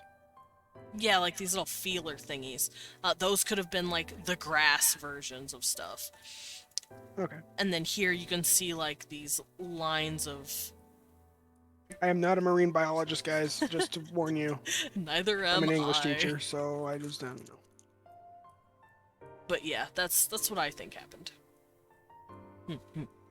Which means everything that evolved here was, my entire Pokemon team is girls at the moment, except my grass cat, who I guess is also a girl now, considering last Pokemon stream I said they were just like me for real. And they could be a pretty girl. Alright, so let's go stare at Tsitsi. Tsitsi's a dick. He's hilarious. He's such a fucking coward. He is a bit of a coward. He's fucking hilarious because his way of defending himself is those frills on his head fucking like create a flash like a camera and blind your dumbass and other monsters. It's hilarious. So you have to be very careful or he'll flash you. He'll be like, cheese. I know we had a nickname for him, and I don't remember what it was. One of my friends called him something, like the indecent, like the indecent The raptors. flasher. Yeah, he was like the flasher or some shit. I don't remember what he called him, but yeah, he's a dick. And he'll flash you, and that's all he does. Yeah. Now, evolutionary-wise, that makes a lot of sense. We do have some species that uses light, typically bacteria, and as well as luciferns, which are a type of cell. So there are species out there that uses light bioluminescence as an evolutionary benefit. Granted, I've never seen them use it as a deterrent to blind your enemy. I've mostly seen it to either lure prey or call a mate, like fireflies do that. Gotcha. And then you know about anglerfish. Anglerfish are cool. Anglerfish are assholes. Speaking of anglerfish, there is an anglerfish monster. There is an anglerfish monster, you are very Fucking right. Gobble. I follow way too many 2D anime women, so I'm gonna start following 2D anime men! And that is indeed a manly maid outfit, my brother. Thank you. I'm glad you approve of the maid outfit. Here, do you want to see the full outfit? I worked very hard on it. Hello there. Oh, hello there. Thank you for the follow. I worked very hard on this outfit. Please appreciate it. I sewed this with my bare bat hands. Look at them. I've sewed with these hands made this outfit. Except for my shoes. I didn't make the shoes. I'm not a leather worker. I'm not a cobbler. Who do you think I am? Did you sew it with little hands? No. No, I sewed them with my big hands. But yes, welcome in. Officially welcome to the Bat Cafe. Please find a seat and enjoy your stay. I did. Thank you, Sugar Skull, for the 30 biddies. There goes the nuts. There they go. I think Desmond used his little hands. Nar! I used a sewing machine. The more delicate work was done by small hands. No. No, no. My hands aren't small. Wah. But yeah. Camera dragon. Yeah. Camera dragon. Cheese, motherfucker. Now, how he's able to do it, I'm assuming it has something to do with the Luciferns in his frills. He probably flashes people the way, what's it called? Oh wow, I blanked. Lightning bugs, fireflies. The way they do it, they just ploop, they make a quick light, and there it is. Metal worker, not a leather worker. That's true, you're a metal worker. Desmond hires himself even though he is small. The law allows this probably. Nar. Did we want to do the shoes? No, he might have done the buckles. Because they are custom. They're custom little bat buckles. Bats are maids. I thought they brutally beat up psychotic clowns or random people who litter the tune of something in the way. I would never beat up clowns. Some of my best friends are clowns. That's not. Really? That's not. Actually, Vale. Oh, He's yeah. kind of. I'd never beat up Vale. He is my son. And I think Rococo's cool. Can't believe you'd beat up. I would never beat up Vale. I'd never beat up Andy. Who am I? Manic, you're not a I'm clown. not a clown. Andy's my good friend. Fine, if you're a Actually, I don't- clown, then I'm a penguin. I like that very subtle shade you threw. Yeah. Some of my best friends are clowns. Medic. Medic, you're not a clown. I was kidding. I'm teasing you. Can't believe I'm a penguin. You're not a penguin. You're a bear. Says you. Anyway. So yeah, there's not much about him in the ways of, like, I guess evolution brain theories. Not a clown. Not a clown. Okay. You're not a clown. And I guess I'm not a penguin. You're not a penguin. You're a bear. You have a cute bear tail. No. It took you a while. No, I was music effect. No, Fangy, you're Gengar. Oh, thank you for the pet. Medic. Yonk. Alright, moving on from the clown talk. Yeah, these guys don't really spark much, but I will say they did inspire me to make my Droven. My, That's fair. yeah, my lizard dudes. Yeah. They inspired, the tsetse inspired me because I liked the frills on the head, so I did something similar. Alright, who else is in the Coral Highlands to combat the fucking tsetse? So, the other thing that's in this kind of biome is the Paolumu. Oh yeah, the bat! There's a bat! This fucking puppy sack of crap. No, he cute! I love him! Everyone picks on him! Literally every single monster picks on him. Look at him! He puffy. Alright, if you want to explain how he works a little. So, Paolumu, much like other small monsters, has no kind of like, oh, he got bonked. I did get bumped. He chubby bat. Yeah, he chumby. Yeah. By the way, his neck will deflate, so that's not a permanent look. So, yeah, like other small monsters like him, he doesn't have any kind of elemental affinities. He has like an aerial combat style. He'll shoot like little air puffs at you through his mouth. He'll float around like a balloon by sucking in a bunch of air and putting it in his neck. And then he'll kind of like do like little dive bombs. Yeah. I don't know why the fuck he would evolve to be a goblin like this. A goblin. I don't know either. But you guys probably recognize or remember when I talked about Puke Puke with those little like little wings? He's got the similar wings. Yeah. He has Puke Puke wings. God, I want to play World again. I'm just making your world tickle. Now I have no idea how he'd be able to evolve to do this shit either. or why he would do this. It looks like a hyper-realistic version of those bats in cartoons that are literally just circles with wings. Yeah, pretty much. He's so cute, though. I love him.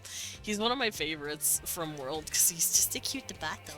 Yeah, he is a funky dude because, like, he doesn't fit the mold of any other flying wyvern.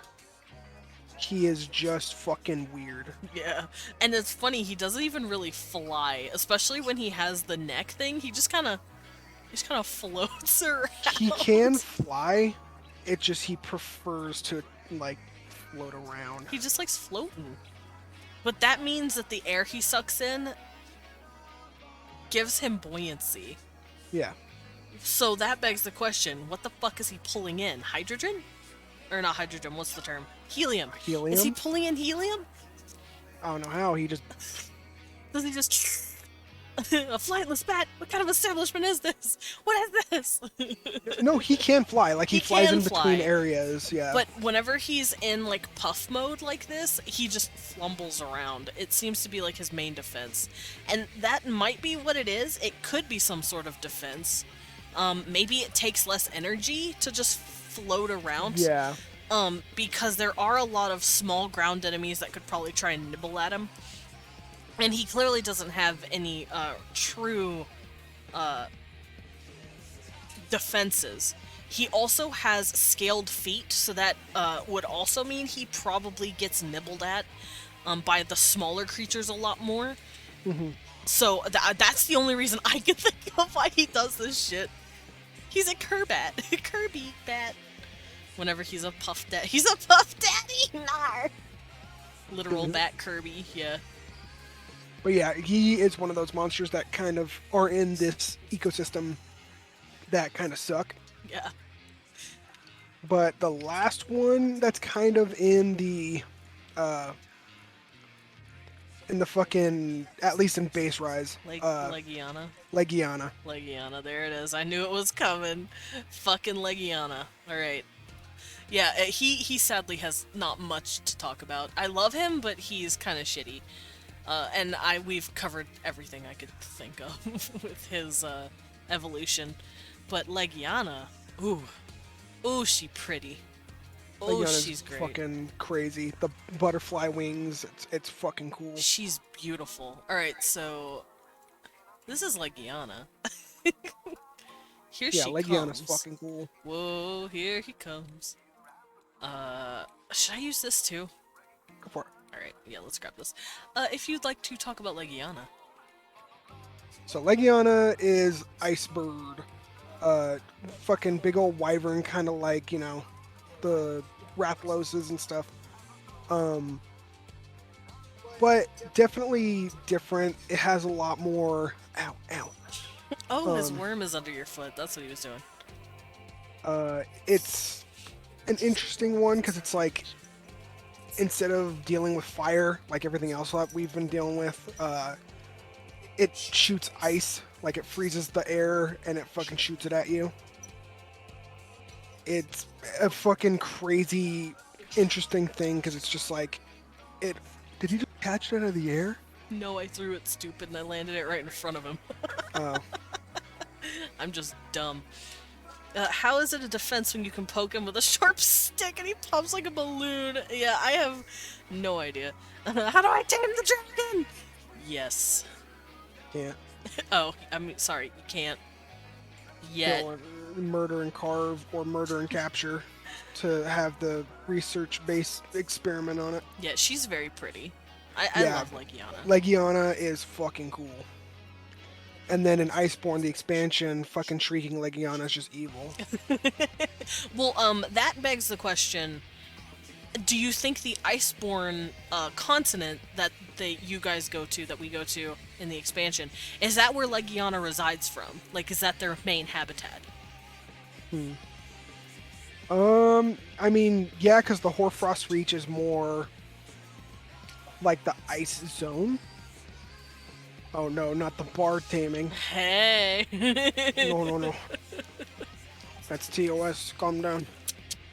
Monster fuckers unite! Anyway, yeah, I'm assuming Shrieking Legiana is a just showing what Legiana does if they're in like their natural habitat. I think Shrieking Legiana is like an alpha version of Legiana. Oh, that could make sense too. Yeah. I'm trying to find it. There it is. There she is, very pretty. Much shinier, much icy. A bed of culture, I see. Yeah, we're proud monster fuckers in this house. In this cafe, we all do it. Gosh, she's so cool looking. Yeah. Also, Leon has suggested we do Monster Hunter Smash or Pass with Gajinkas or possible just regular ass monsters. Jesus Christ. I'm just saying. I was fucking around. I'm not. God damn it. All right, so yeah, here's a better picture. Let me do this. So you can see the difference between the two. Shrieking Legiana seems to have ice coating the body. Hello? Rin Royal! Welcome in! Hello, hello! Hi, Raiders! Let's get you guys a a shout out. Let's pray my my thing works. Here, let me reset it. Just in case. What Kibwe? Cecil, you're so noisy right He now. is very noisy. Okay. Refreshed my cache.